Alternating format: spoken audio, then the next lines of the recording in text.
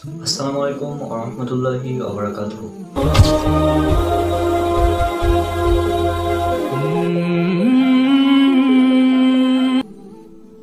Medical science অনুযায়ী আমরা জানি মাতৃগর্ভে একজন শিশু প্রথমে তার কান তৈরি হয় এবং পরে তৈরি হয় চোখ, এবং এই বিষয়টি পবিত্র কোরআনে উল্লেখ করা হয়েছে। আমি রেফারেন্স করে বলছি যেখানে উল্লেখ করা হয়েছে। প্রথমে উল্লেখ আছে সূরা মুমিনুন সূরা নম্বর 23 আয়াত নম্বর 78, আরও উল্লেখ আছে সূরা মুলক সূরা নম্বর 67 আয়াত নম্বর 23, এছাড়াও উল্লেখ আছে সূরা নাহল সূরা নম্বর 16 আয়াত নম্বর 78, আরও উল্লেখ আছে সূরা সাজদা সূরা নম্বর 32 আয়াত নম্বর 9, আরও উল্লেখ আছে সূরা আনাম সূরা নম্বর 6 আয়াত নম্বর 46, এছাড়াও আছে সূরা দাহর বা সূরা ইনসান সূরা নম্বর 76 আয়াত নম্বর 2, উল্লেখ করা আছে সূরা বনি ইসরাইল বা সূরা ইসরা সূরা নম্বর 17 আয়াত নম্বর 36, আরও উল্লেখ আছে সূরা ফুসিলাত বা হামিম সাজদা সূরা নম্বর 41 আয়াত নম্বর 20, উল্লেখ করা আছে সূরা হাজ সূরা নম্বর 22 আয়াত নম্বর 46, আরও উল্লেখ আছে সূরা আহকাফ সূরা নম্বর 46 আয়াত নম্বর 26। এই আয়াতগুলোতে যা উল্লেখ করা আছে প্রায় সব কথা একই রকম, এবং আপনারা সেটা স্ক্রিনে দেখে নিন, আমি পড়ে শোনাচ্ছি। আয়াতগুলোতে যেসব শব্দ ব্যবহার করা হয়েছে সেগুলো হচ্ছে আল্লাহ তাআলা সৃষ্টি করেছেন কান, চোখ, অথবা উল্লেখ করা আছে আল্লাহ তাআলা তোমাদেরকে দিয়েছেন শ্রবণ শক্তি এবং দৃষ্টি শক্তি। ক্লিয়ার? তাহলে এবার আয়াতগুলো পড়ে শোনাচ্ছি, দুটো আয়াত পড়ে শোনাচ্ছি। এবং আল্লাহ তোমাদেরকে নির্গত করেছেন মাতৃগর্ভ থেকে এমন অবস্থায় যে তোমরা কিছুই জানতে না। তিনি তোমাদের দিয়েছেন শ্রবণ শক্তি, তিনি তোমাদের দিয়েছেন শ্রবণ শক্তি, দৃষ্টি শক্তি ও হৃদয়, যাতে তোমরা কৃতজ্ঞতা প্রকাশ করতে পারো। আর তিনি তোমাদের জন্য কান, চোখ ও অন্তরসমূহ সৃষ্টি করেছেন। এখানে একটা বিষয় লক্ষণীয়, আল্লাহ তাআলা যেখানেই বলেছেন যে তিনি সৃষ্টি করেছেন, সেখানে তিনি বলেছেন কান, চোখ এবং অন্তর, অর্থাৎ আগে কান, তারপরে চোখ, তারপরে অন্তর। আপনি যদি কোনো সাধারণ মানুষকে জিজ্ঞাসা করেন তাহলে সে আপনাকে বলবে মায়ের পেটে তার প্রথমে চোখ তৈরি হয়, তারপরে কান। এটা সাধারণ মানুষ বলবে আপনাকে। কিন্তু মেডিকেল সায়েন্স, বর্তমান আধুনিক বিজ্ঞান অনুযায়ী আমরা জানি মাতৃগর্ভে একজন শিশুর প্রথমে কান তৈরি হয় এবং তারপরে তৈরি হয় চোখ। আর এই বিষয়টি আল্লাহ পবিত্র কোরআনে বহু জায়গায় উল্লেখ করে দিয়েছেন। তিনি বলে দিয়েছেন তিনি সৃষ্টি করেছেন কান, চোখ, কান, চোখ, যেখানে দেখবেন আগে কান পরে চোখ।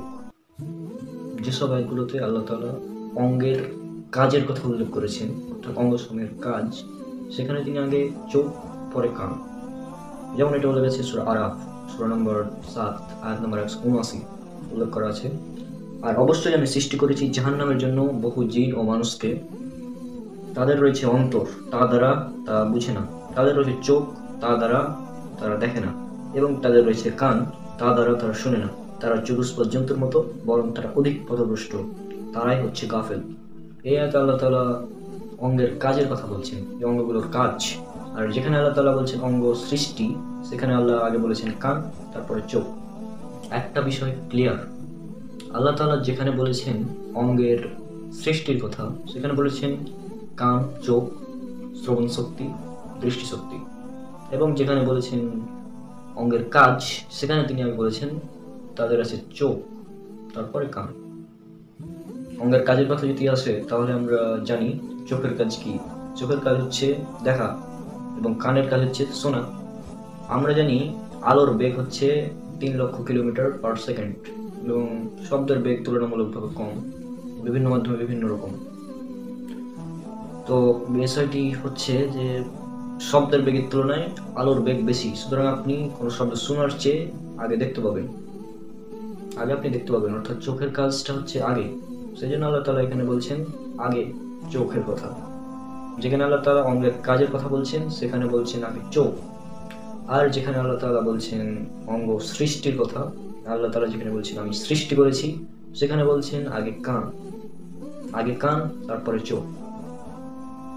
তাহলে চিন্তা করুন, আজ থেকে 1500 বছর আগে কেউ কি এটা জানতো যে আলোর বেগ শব্দের বেগের তুলনায় বেশি, অর্থাৎ আগে দেখা যায় তারপর শোনা যায়? কেউ কি জানতো এটা যে মাতৃগর্ভে আগে তৈরি হয় কান, তারপর চোখ? এটা আজ থেকে 1500 বছর আগে কেউ জানতো না। পবিত্র কোরআন আল্লাহ সুবহানাহু ওয়া তাআলার বাণী, এই জন্যই এটা সম্ভব হয়েছে। একটি শিশু যখন মাতৃগর্ভে থাকে তখন সে কয়টি স্তরে থাকে, অর্থাৎ এটি ভ্রূণতত্ত্ব বিজ্ঞানের একটি বিষয়। সেটা হচ্ছে একটি শিশু যখন তার মাতৃগর্ভে থাকে তখন সে কয়টি স্তরে থাকে। এ সম্পর্কে আমরা আগে জানবো আমাদের আধুনিক বিজ্ঞান কি বলে। বর্তমান আধুনিক বিজ্ঞান আমাদের বলছে একটি শিশু যখন মাতৃগর্ভে থাকে তখন সে 3টি স্তরে থাকে। এই 3টি স্তরের প্রথমটি হচ্ছে মাতৃগর্ভের সম্মুখ দেয়াল, এরপর হচ্ছে জরায়ু দেয়াল এবং এরপর হচ্ছে গর্ভফুলের অভ্যন্তরীণ অতি পাতলা পর্দা।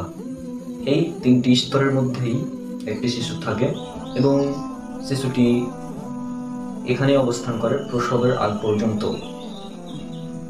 তাহলে আমরা বুঝলাম একটি শিশু যখন মাতৃগর্ভে থাকে তখন এই 3টি স্তরের মধ্যে অবস্থান করে, অর্থাৎ একটি শিশু যখন তার মায়ের পেটে থাকে তখন এই 3টি স্তর বা এই 3টি পর্দা তাকে প্রোটেক্ট করে। আচ্ছা, এবার দেখি আমাদের পবিত্র কোরআন। আমাদের পবিত্র কোরআনে আল্লাহ তাআলা এ সম্পর্কে কি বলছেন। আল্লাহ সুবহানাহু ওয়া তাআলা পবিত্র কোরআনে বলছেন, এটা উল্লেখ করা হয়েছে সূরা জুমার সূরা নম্বর 39 আয়াত নম্বর 6। এখানে আল্লাহ তাআলা স্পষ্টভাবে বলছেন, তিনি তোমাদেরকে তোমাদের মায়ের পেটে 3 স্তরের অন্ধকারের মাঝে ধাপে ধাপে সৃষ্টি করেন। ত্রিবিধ অন্ধকারে বা 3 স্তরের অন্ধকারের মাঝে ধাপে ধাপে সৃষ্টি করেন। এটা আল্লাহ সুবহানাহু ওয়া তাআলা আমাদের স্পষ্টভাবে বলছেন। তাহলে আমরা যেটা দেখতে পেলাম পবিত্র কোরআন এবং আধুনিক বিজ্ঞান এখানে সেম, অর্থাৎ আল্লাহ সুবহানাহু ওয়া তাআলা যে বিষয়টা আজ থেকে 1400 থেকে 1500 বছর আগে বলে দিয়েছেন, সে বিষয়টা আধুনিক এমব্রায়োলজি বা ভ্রূণতত্ত্ব কিন্তু আজকে আমাদের জানাচ্ছে যে একটি শিশু যখন মায়ের পেটে থাকে তখন এই 3টি স্তরে সে থাকে। এখন এরপরে যদি কেউ বলে পবিত্র কোরআন আল্লাহ সুবহানাহু ওয়া তাআলার বাণী নয়, এটা মুহাম্মদ সাল্লাল্লাহু আলাইহি সাল্লাম নিজে বানিয়ে লিখেছেন, তাহলে এটা হাস্যকর ছাড়া কিছুই হবে না। কারণ দেখুন, এই এমন একটি বিষয় সে সময়ে কোনো মানুষের পক্ষে জানা সম্ভব ছিল না। আজকে আধুনিক বিজ্ঞান আমাদের এটা জানাচ্ছে, সেজন্য আমরা জানতে পারছি। আর এই সম্পর্কে পবিত্র কোরআনে আল্লাহ সুবহানাহু ওয়া তাআলা আগেই বলে দিয়েছেন, দিস ইজ মিরাকেল। আল্লাহ তাআলা তার পবিত্র গ্রন্থে মানুষকে জানানোর উদ্দেশ্যে বলে দিয়েছেন এবং আল্লাহ তাআলা বলেছেন, নিশ্চয় বিশ্বাসীদের জন্য নিদর্শন রয়েছে পৃথিবীতে এবং তোমাদের নিজেদের মধ্যে। এটা উল্লেখ করে সূরা জারিয়াত 51 নম্বর সূরার 20 এবং 21 নম্বর আয়াতে। পবিত্র কোরআনে এমন আরো অনেক অলৌকিক বিষয় উল্লেখ করা আছে। ইনশাআল্লাহ আগামী পর্বগুলোতে সেগুলো নিয়ে হাজির হব। ভিডিওটি যদি ভালো লেগে থাকে তাহলে অবশ্যই একটি লাইক দিবেন এবং শেয়ার করবেন আপনাদের বন্ধুদের সাথে এবং চ্যানেলকে সাবস্ক্রাইব করে সাথে থাকবেন। আর আমার সবগুলো ভিডিও কপিরাইট ফ্রি, আপনারা চাইলে নিজেদের চ্যানেলে আপলোড করতে পারেন, কোনো নাস্তিক মুসলিমদেরকে দিতে পারেন যাতে তারা এই বিষয়টা জানতে পারে যে ইসলামই একমাত্র সত্য ধর্ম। পবিত্র কোরআনই হলো আল্লাহ সুবহানাহু ওয়া তাআলার বাণী, বর্তমানে একদম নির্ভুল একটি কিতাব। এটি আল্লাহ সুবহানাহু ওয়া তাআলার পক্ষ থেকে এসেছে। এটা যদি সে নাস্তিক বা মুসলিম বুঝতে পারে এবং আল্লাহ যদি তাকে হিদায়াত দেয়, ইনশাআল্লাহ তারা ইসলাম গ্রহণ করবে। আজকের ভিডিও পর্যন্তই, দেখা হচ্ছে ইনশাআল্লাহ পরের কোনো এপিসোডে। আর পবিত্র কোরআনে আধুনিক বিজ্ঞান সিরিজের আর অনেকগুলো পর্ব আসছে, আপনার চ্যানেলকে সাবস্ক্রাইব করে রাখুন। ইনশাআল্লাহ পরবর্তীতে ভিডিও আসলে দেখতে পাবেন। আসসালামু আলাইকুম ওয়া রাহমাতুল্লাহি ওয়া বারাকাতুহু।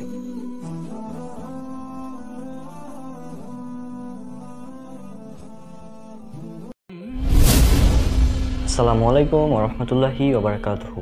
আশা করি আল্লাহ সুবহানাহু ওয়া তাআলার রহমতে আপনারা সবাই অনেক অনেক ভালো আছেন। অনেকদিন পর আজকে আলোচনা করব পবিত্র কোরআনে আধুনিক বিজ্ঞান সিরিজের একটি পর্ব নিয়ে।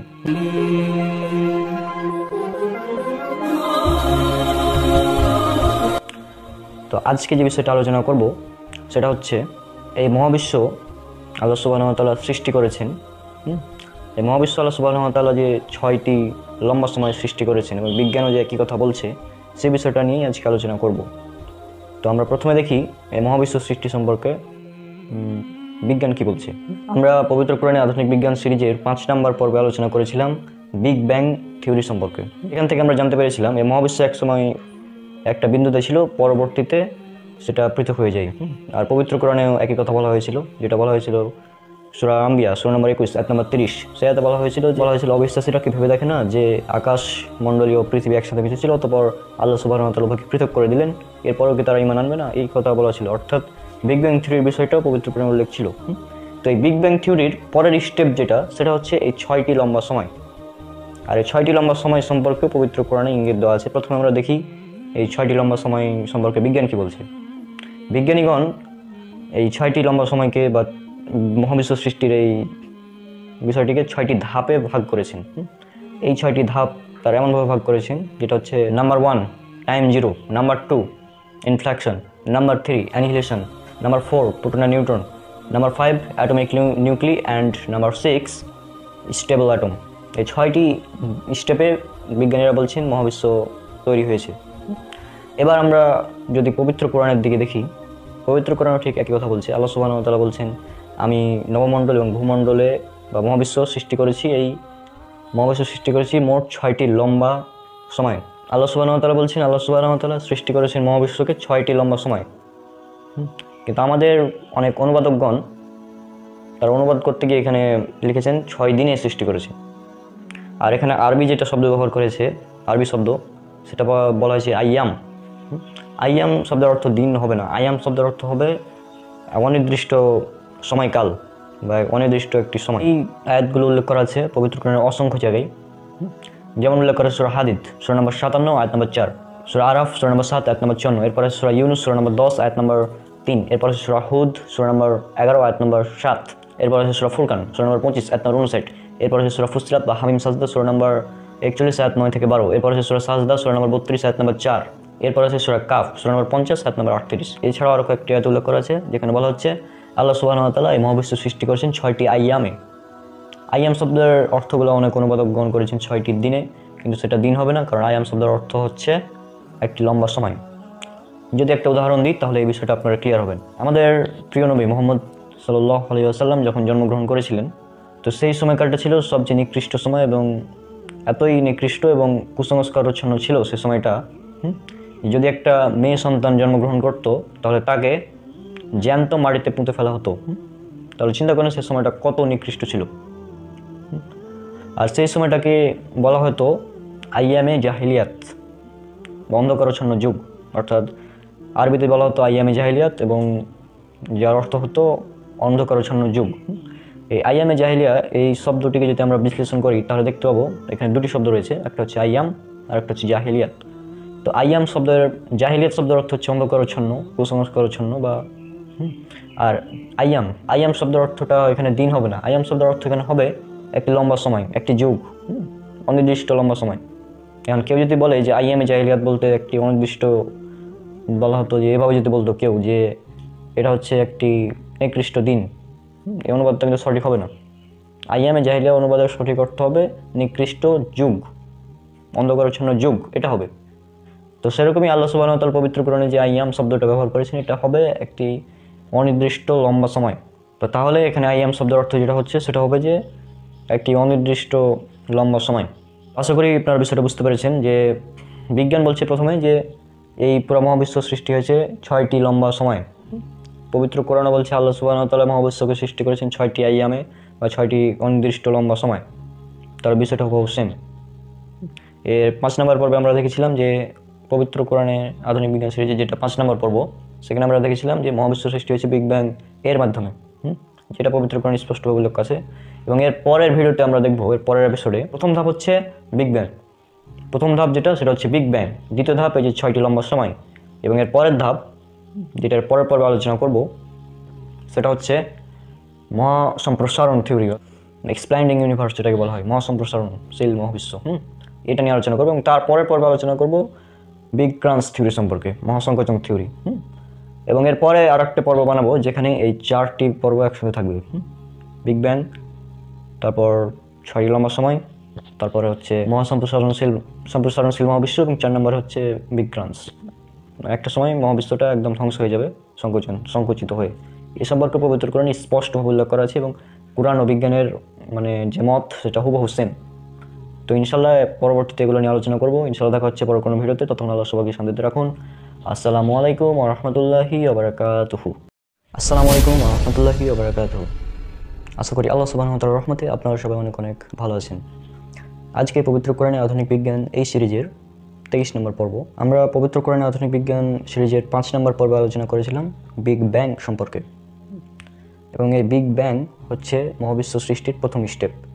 মহাবিশ্ব সৃষ্টির দ্বিতীয় স্টেপ হচ্ছে যেটা আমরা আলোচনা করেছিলাম গত পর্বে, অর্থাৎ 22 নম্বর পর্বে, সেটা হচ্ছে 6টি লম্বা সময়ে এই মহাবিশ্ব তৈরি হয়েছে।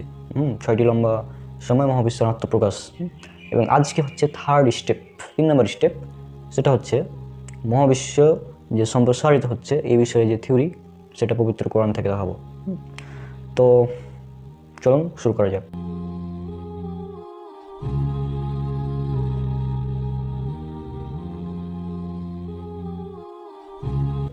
মহাবিশ্বের এই মহাসম্প্রসারণ তত্ত্ব বা সম্প্রসারণ, মহাবিশ্ব যে সম্প্রসারণ হচ্ছে, এই থিওরিটা সর্বপ্রথম দিয়েছিলেন আলবার্ট আইনস্টাইন। কিন্তু সে সময় এটা কেউ অ্যাকসেপ্ট করেনি, বা অন্য কোনো বিজ্ঞানী সেটা অ্যাকসেপ্ট করেনি। কারণ সে সময় মানুষ বিশ্বাস করত যে মহাবিশ্ব হচ্ছে স্থির, বাড়ে না বা কমে না। তারা বিশ্বাস করতো মহাবিশ্বটা স্থির, যেভাবে আছে সেভাবে। এই জন্য আলবার্ট আইনস্টাইনের থিওরিটা সে সময় অ্যাকসেপ্ট করেনি।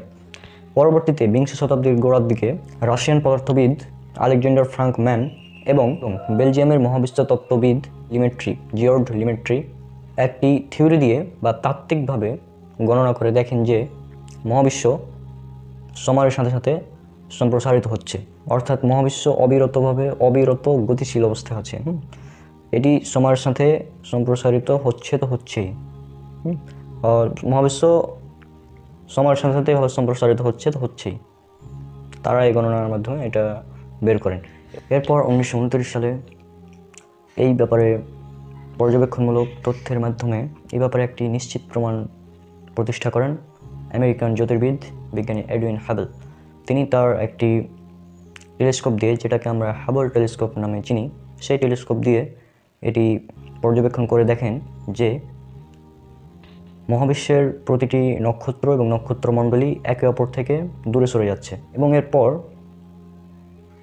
তারা এই সিদ্ধান্তেই তিনি উপনীত হন যে এরা যেহেতু দূরে সরে যাচ্ছে, সেহেতু এরা একসময় কাছে ছিল, আরও কাছে, এবং এটা একসময় তারা মিশেছিল। এবং এটার পরেই বিগ ব্যাং থিওরিটাও আপনার সবাই মানতে শুরু করে, কারণ এর আগে বিগ ব্যাং থিওরিকেও অনেকে গ্রহণ করেনি। এই আবিষ্কারের পরেই বিগ ব্যাং থিওরিকে সমর্থন করে অন্যান্য বিজ্ঞানীরা, এবং সাথে সাথে সম্প্রসারণশীল মহাবিশ্ব তত্ত্বটাও তারা সমর্থন করে। বিখ্যাত বিজ্ঞানী স্টিফেন হকিং, তিনি তার বিখ্যাত বই ব্রিফ হিস্ট্রি অফ টাইম, এই বইয়ে উল্লেখ করেন যে এর চেয়ে যুগান্তকারী আবিষ্কার জ্যোতির্বিদ্যার ক্ষেত্রে দ্বিতীয় আর কোনো আবিষ্কার নেই। এরপর 2011 সালে আরও 2জন মার্কিন বিজ্ঞানী এই থিওরির উপর আরও গবেষণা করেন, এবং তারা এর জন্য নোবেল পুরস্কারও পেয়েছিলেন। অর্থাৎ মোট কথা হলো যে সম্প্রসারণশীল মহাবিশ্ব এটা একটি প্রমাণিত বৈজ্ঞানিক সত্য। এবং এই ব্যাপারে বিজ্ঞানীরা অনেক পরিশ্রম করে আবিষ্কার করলেন এগুলা, অনেক থিওরি, অনেক গবেষণা, পর্যবেক্ষণ ইত্যাদির মাধ্যমে। কিন্তু এটা পবিত্র কোরআনে 1500 বছর আগে আল্লাহ সুবহানাহু ওয়া তাআলা উল্লেখ করে দিয়েছেন। এবার আমরা দেখি পবিত্র কোরআনে সেই তথ্য কি কোথায় উল্লেখ করা আছে। এটা উল্লেখ করা আছে সূরা জারিয়াত, সূরা নম্বর 51, আয়াত নম্বর 47। এই আয়াতে আল্লাহ সুবহানাহু ওয়া তাআলা বলছেন, والسماء بنيناها بأيد وإنا لموسعون। আমি নিজ ক্ষমতা বলে মহাবিশ্ব সৃষ্টি করেছি এবং আমি এর সম্প্রসারণকারী। অর্থাৎ আল্লাহ সুবহানাহু ওয়া তাআলা নিজ ক্ষমতা বলে মহাবিশ্ব সৃষ্টি করেছেন এবং তিনিই এর সম্প্রসারণ করছেন। বিজ্ঞান 1929 সালের পরে আবিষ্কৃত হলো যে বিষয়টা, সেই বিষয়টা আজ থেকে 1500 বছর আগে পবিত্র কোরআনে খুব সুন্দরভাবে উল্লেখ করা আছে এই তথ্যটি, যে মহাবিশ্ব সম্প্রসারণশীল। তো আশা করি বিষয়টা আপনারা বুঝতে পেরেছেন। ইনশাআল্লাহ দেখা হচ্ছে পরের কোনো ভিডিওতে। তখন আল্লাহ সুবহানাহু ওয়া তাআলা সবাইকে শান্তিতে রাখুন। আসসালামু আলাইকুম ওয়া রাহমাতুল্লাহি ওয়া বারাকাতুহু। আশা করি আল্লাহ সুবহানাহু ওয়া তাআলার রহমতে আপনারা সবাই অনেক ভালো আছেন। আজকে পবিত্র কোরআনে আধুনিক বিজ্ঞান এই সিরিজের 24 নম্বর পর্ব, এবং আজকে আলোচনা করব বিগ ক্রাঞ্চ বা মহাসংকোচন থিওরি সম্পর্কে। তো চলুন শুরু করা যাক।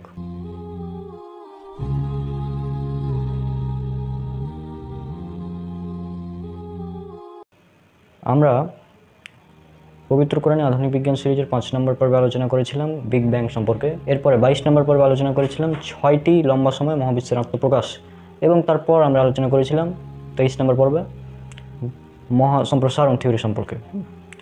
তো ওটা ছিল 3rd স্টেপ, আর আজকে 4th স্টেপ, যেটা হচ্ছে বিগ ট্রান্স। এই বিগ ট্রান্সের জিনিসটা আসলে কি প্রথমে আমরা জেনে নিই, তারপর দেখছি পবিত্র কোরআন এ সম্পর্কে কী তথ্য দিচ্ছে। মহাবিশ্বের সৃষ্টি নিয়ে বিগ ব্যাং বা মহাবিস্ফোরণ থিওরিটি বিজ্ঞান মহলে বেশ বিস্ময়কর অবস্থা সৃষ্টি করেছিল, এবং এই পর্যন্ত এই বিগ ব্যাং থিওরি একটি প্রতিষ্ঠিত সত্য যা বিজ্ঞান মহলের কাছে গ্রহণযোগ্যতা পেয়েছে। আর এই বিগ ব্যাং সম্পর্কে আমরা পবিত্র কোরআনে আধুনিক বিজ্ঞান সিরিজের 5 নম্বর পর্বে আলোচনা করেছিলাম। বিগ ব্যাংয়ের পরেই যে বিষয়টা উঠে এসেছিল সেটা হচ্ছে 6টি লম্বা সময়ে মহাবিশ্বের আত্মপ্রকাশ, যেটা আমরা আলোচনা করেছি 22 নম্বর পর্বে। এবং এর পরে যে বিষয়টা উঠে এসেছিল সেটা হচ্ছে মহাসম্প্রসারণ থিওরি, অর্থাৎ মহাবিশ্বের এভাবে প্রসারিত যে হতেই আছে এই থিওরিটা উঠে এসেছিল। সাম্প্রতিক বৈজ্ঞানিক তথ্য বিশ্লেষণ করার পরে বিজ্ঞানীরা বিগ ট্রান্স সম্পর্কে বলেছেন, এবং তারা যেটা বলেছেন সেটা হচ্ছে এরকম যে মহাজাগতিক গড় ঘনত্ব যদি সংকট ঘনত্বের চেয়ে বেশি হয় তাহলে মহাকর্ষ বল ব্যাপক পরিমাণে বৃদ্ধি পাবে, এবং এই মহাকর্ষ বলটা এতটাই শক্তিশালী হবে যে গ্রহ নক্ষত্রগুলো একে অপরকে আকর্ষণ করবে। অর্থাৎ মহাবিশ্বে যে প্রসারণ হচ্ছে এই প্রসারণ হতে হতে একসময় এর আকর্ষণ বলে একদম কাছে চলে আসবে, অর্থাৎ একদম তারা সংকুচিত হতে শুরু করবে, অর্থাৎ মহাবিশ্বের প্রসারণ থেমে গিয়ে সংকোচন হওয়া শুরু করবে। এটাই বিজ্ঞানীরা বলছেন। আমেরিকান বিজ্ঞানী ফ্রিম্যান তিনি দেখিয়েছেন যে বিগ ট্রান্স শুরু হওয়ার 1 বিলিয়ন বছর পূর্বেই এই গ্যালাক্সির মধ্যে যে ফাঁকা স্পেসগুলো আছে এগুলা কমতে থাকবে, সংকুচিত হতে শুরু করবে। বিগ ট্রান্সের 100 বিলিয়ন বছর আগেই একক গ্যালাক্সির মধ্যে যে ফাঁকা স্থান আছে সেগুলো আস্তে আস্তে সংকুচিত হতে শুরু করবে। এভাবে এই গ্যালাক্সিগুলো সংকুচিত হতে হতে গ্রহ নক্ষত্রগুলো একে অপরকে আকর্ষণ করবে এবং একসঙ্গে তারা মিলিত হবে এবং অতি উষ্ণ এবং অতি ঘন বস্তুপিণ্ডে পরিণত হবে। ব্যাপক প্রচণ্ড বিকট শব্দে তা বিস্ফোরিত হবে। আর এই অবস্থাটাকেই বলা হচ্ছে বিগ ট্রান্স বা মহাসংকোচন থিওরি। তো আমরা এতক্ষণ ধরে আলোচনা করলাম, অনেকে হয়তো বিষয়টা বুঝবেন না, যারা বিজ্ঞান সম্পর্কে কম বুঝেন তারা এই বিষয়টা ভালো মতো বুঝতে পারবেন না। তো আমি জাস্ট সংক্ষেপে একটু বলে নিচ্ছি, তারপরে দেখাচ্ছি। সেটা হচ্ছে যে মহাবিশ্ব এভাবে প্রসারিত হচ্ছে, এবার প্রসারিত হতে হতে একসময় প্রসারণটা থেমে যাবে, থেমে গিয়ে হঠাৎ করে এভাবে আস্তে আস্তে তারা আকর্ষণ করবে এবং একসাথে গুটিয়ে আবার একটা ছোট্ট বস্তুপিণ্ডে পরিণত হবে। আর এই বিষয়টাকে বলা হচ্ছে বিগ ট্রান্স বা মহাসংকোচন থিওরি।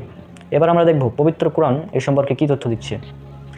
এই সম্পর্কে উল্লেখ করা আছে পবিত্র কোরআনের সূরা আল আম্বিয়া সূরা নম্বর 21 আয়াত নম্বর 104।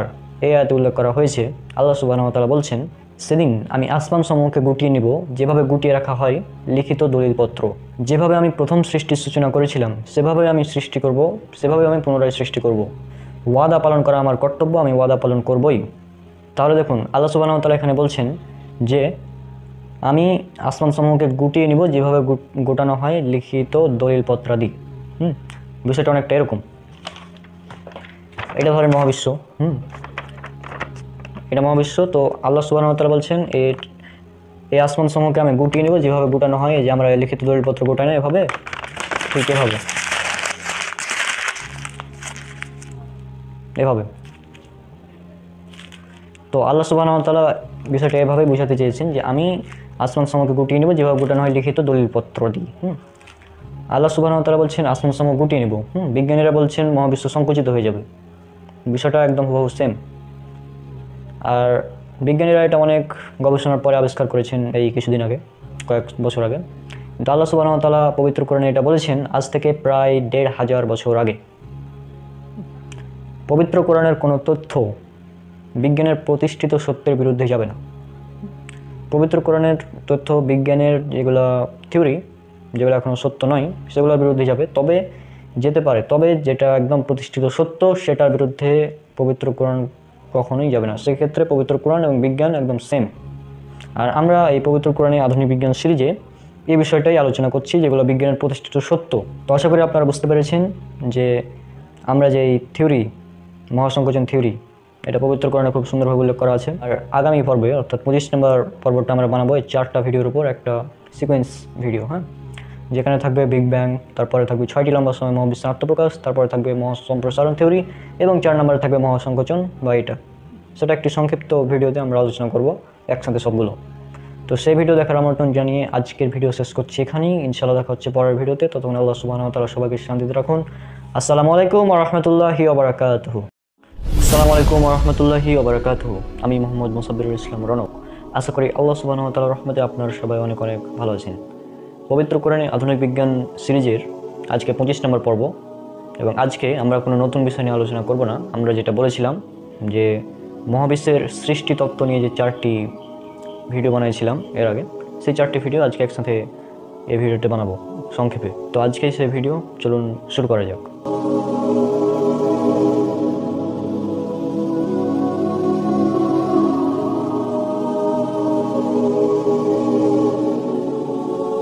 মহাবিশ্বের সৃষ্টি নিয়ে বিজ্ঞানীরা যেসব তত্ত্ব দিয়েছিলেন তার মধ্যে সর্বপ্রথম যে তত্ত্বটি ছিল, বা মহাবিশ্ব যে কয়েকটি স্টেপে তৈরি হয়েছে তার মধ্যে প্রথম স্টেপ যেটা ছিল সেটা ছিল বিগ ব্যাং।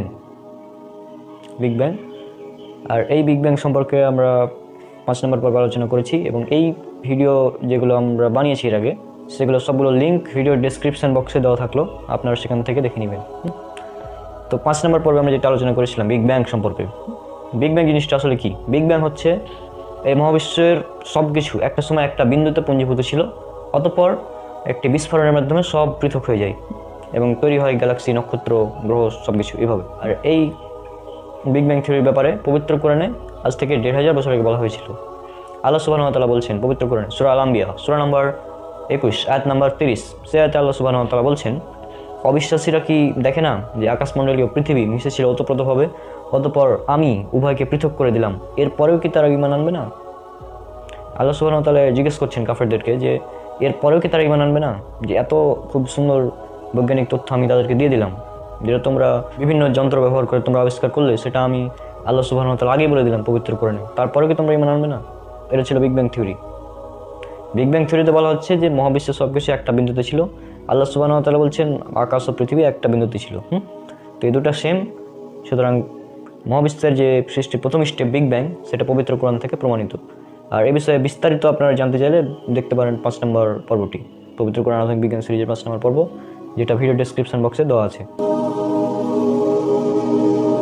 এরপর আমরা আলোচনা করেছিলাম মহাবিশ্ব সৃষ্টির দ্বিতীয় স্টেপ, যেটা ছিল 6টি লম্বা সময়ে মহাবিশ্বের আত্মপ্রকাশ। এই সম্পর্কে আমরা আলোচনা করেছিলাম 22 নম্বর পর্বে, পবিত্র কোরআন আধুনিক বিজ্ঞান সিরিজের 22 নম্বর পর্বে। তো সেখানে বলা হয়েছিল যে বিজ্ঞানীরা যে 6টি স্টেপ দিয়েছিলেন, সেই 6টি স্টেপ হলো: number 1 time zero, number 2 inflection, number 3 annihilation, number 4 proton আর neutron, number 5 atomic nuclei, and number 6 stable atom. এই 6টি স্টেপ বিজ্ঞানীরা বলছেন যে এই 6টি স্টেপের মাধ্যমে এটা তৈরি হয়েছে মহাবিশ্ব। আর আল্লাহ সুবহানাহু ওয়া তাআলা বলছেন পবিত্র কোরআনে অসংখ্য জায়গায়, যেমন উল্লেখ করে সূরা হাদিদ সূরা নম্বর 57 আয়াত নম্বর 4, সূরা আরাফ সূরা নম্বর 7 আয়াত নম্বর 54, এরপরে সূরা ইউনুস সূরা নম্বর 10 আয়াত নম্বর 3, এরপরে সূরা হুদ সূরা নম্বর 11 আয়াত নম্বর 7, এরপরে সূরা ফুরকান সূরা নম্বর 25 আয়াত নম্বর 59, এরপরে সূরা ফুসিলাত বা হামিম সাজদা সূরা নম্বর 41 আয়াত 9 থেকে 12, এরপরে সূরা সাজদা সূরা নম্বর 32 আয়াত নম্বর 4, এরপরে সূরা কাফ সূরা নম্বর 50 আয়াত নম্বর 38। এছাড়াও আরও কয়েকটি আয়াত উল্লেখ করা আছে যেখানে বলা হচ্ছে যে আল্লাহ সুবহানাহু ওয়া তাআলা আকাশমণ্ডলী সৃষ্টি করেছেন, মহাবিশ্ব সৃষ্টি করেছেন, নবমণ্ডল ভূমণ্ডল যা আছে তা সৃষ্টি করেছেন 6টি লম্বা সময়, 6টি আইয়ামে। আইয়াম শব্দের অর্থ হচ্ছে একটি অনির্দিষ্ট লম্বা সময়, লম্বা সময়, যেটা আমরা আলোচনা করেছিলাম 22 নম্বর পর্বে। সেটা যদি আপনারা দেখেন তাহলে ইনশাআল্লাহ ক্লিয়ার হয়ে যাবেন। 23 নম্বর পর্বে আমরা আলোচনা করেছিলাম মহাসম্প্রসারণ থিওরি নিয়ে, যে মহাবিশ্ব বিগ ব্যাংয়ের পর থেকে অবিরতভাবে বাড়ছেই, সম্প্রসারিত হতেই আছে। আর এই সম্পর্কে আল্লাহ সুবহানাহু ওয়া তাআলা বলছেন পবিত্র কোরআনে সূরা জারিয়াত সূরা নম্বর 51 আয়াত নম্বর 47। আল্লাহ সুবহানাহু ওয়া তাআলা বলছেন, আমি নিজ ক্ষমতা বলে মহাবিশ্ব সৃষ্টি করেছি এবং আমি এর সম্প্রসারণকারী। আল্লাহ বলছেন আমি এর সম্প্রসারণকারী, আর বিজ্ঞান বলছে মহাবিশ্ব সম্প্রসারিত হচ্ছে। সুতরাং দুটাই হুবহু সেম। তাহলে আমরা 3rd স্টেপ পবিত্র কোরআন থেকে দেখলাম। এরপরে আমরা 4th স্টেপ দেখব, যেটা হচ্ছে বিগ ক্রাঞ্চ।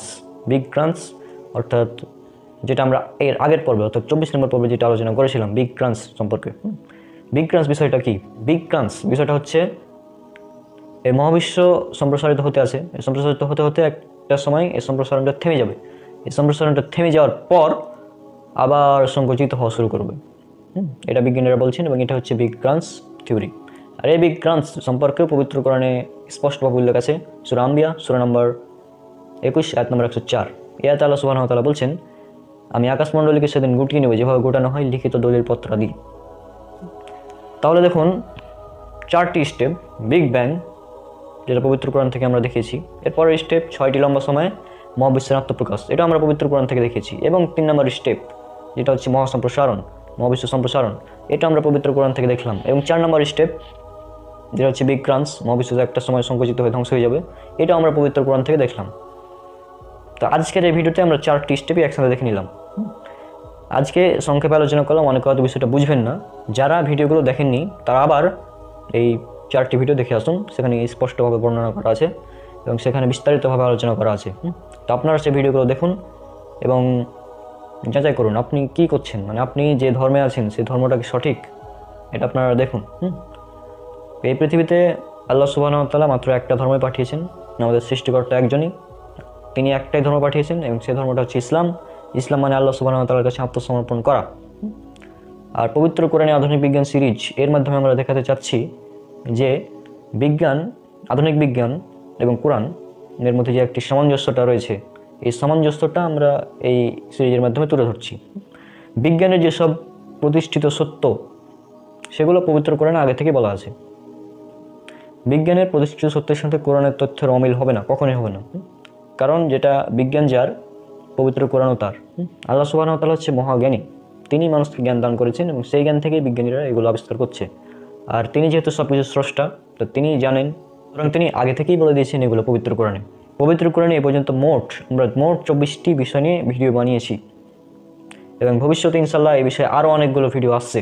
আপনারা পবিত্র কোরআন আধুনিক বিজ্ঞান সিরিজের ভিডিওগুলো দেখুন এবং দেখুন পবিত্র কোরআন যে কতটা বিশুদ্ধ এবং এটা একমাত্র আল্লাহ সুবহানাহু ওয়া তাআলা থেকে এসেছে। এটা আপনাদের চোখে আঙ্গুল দিয়ে দেখিয়ে দেওয়া হচ্ছে যে আল্লাহ সুবহানাহু ওয়া তাআলার পক্ষ থেকে এই পবিত্র কোরআন নাজিল করা হয়েছে।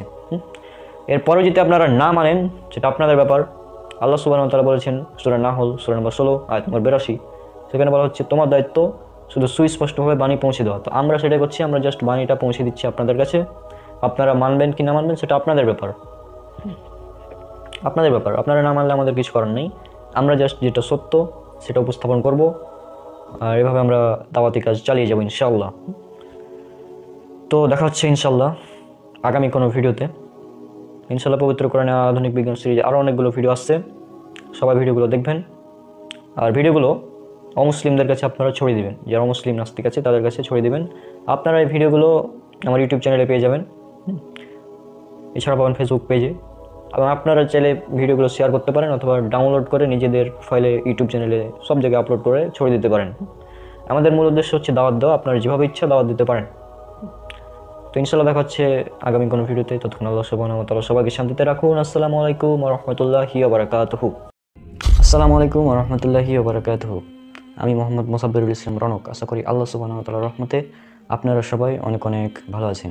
আজকে পবিত্র কোরআন ও আধুনিক বিজ্ঞান এই সিরিজের 26 নম্বর পর্ব এবং আজকে আমরা খুবই একটি গুরুত্বপূর্ণ বিষয় নিয়ে কথা বলবো, আর সেটা হচ্ছে লোহা। লোহা সম্পর্কে পবিত্র কোরআনে যে অলৌকিক তথ্যগুলো দেওয়া আছে সেগুলো নিয়ে আজ আমরা জানব। তো চলুন শুরু করা যাক।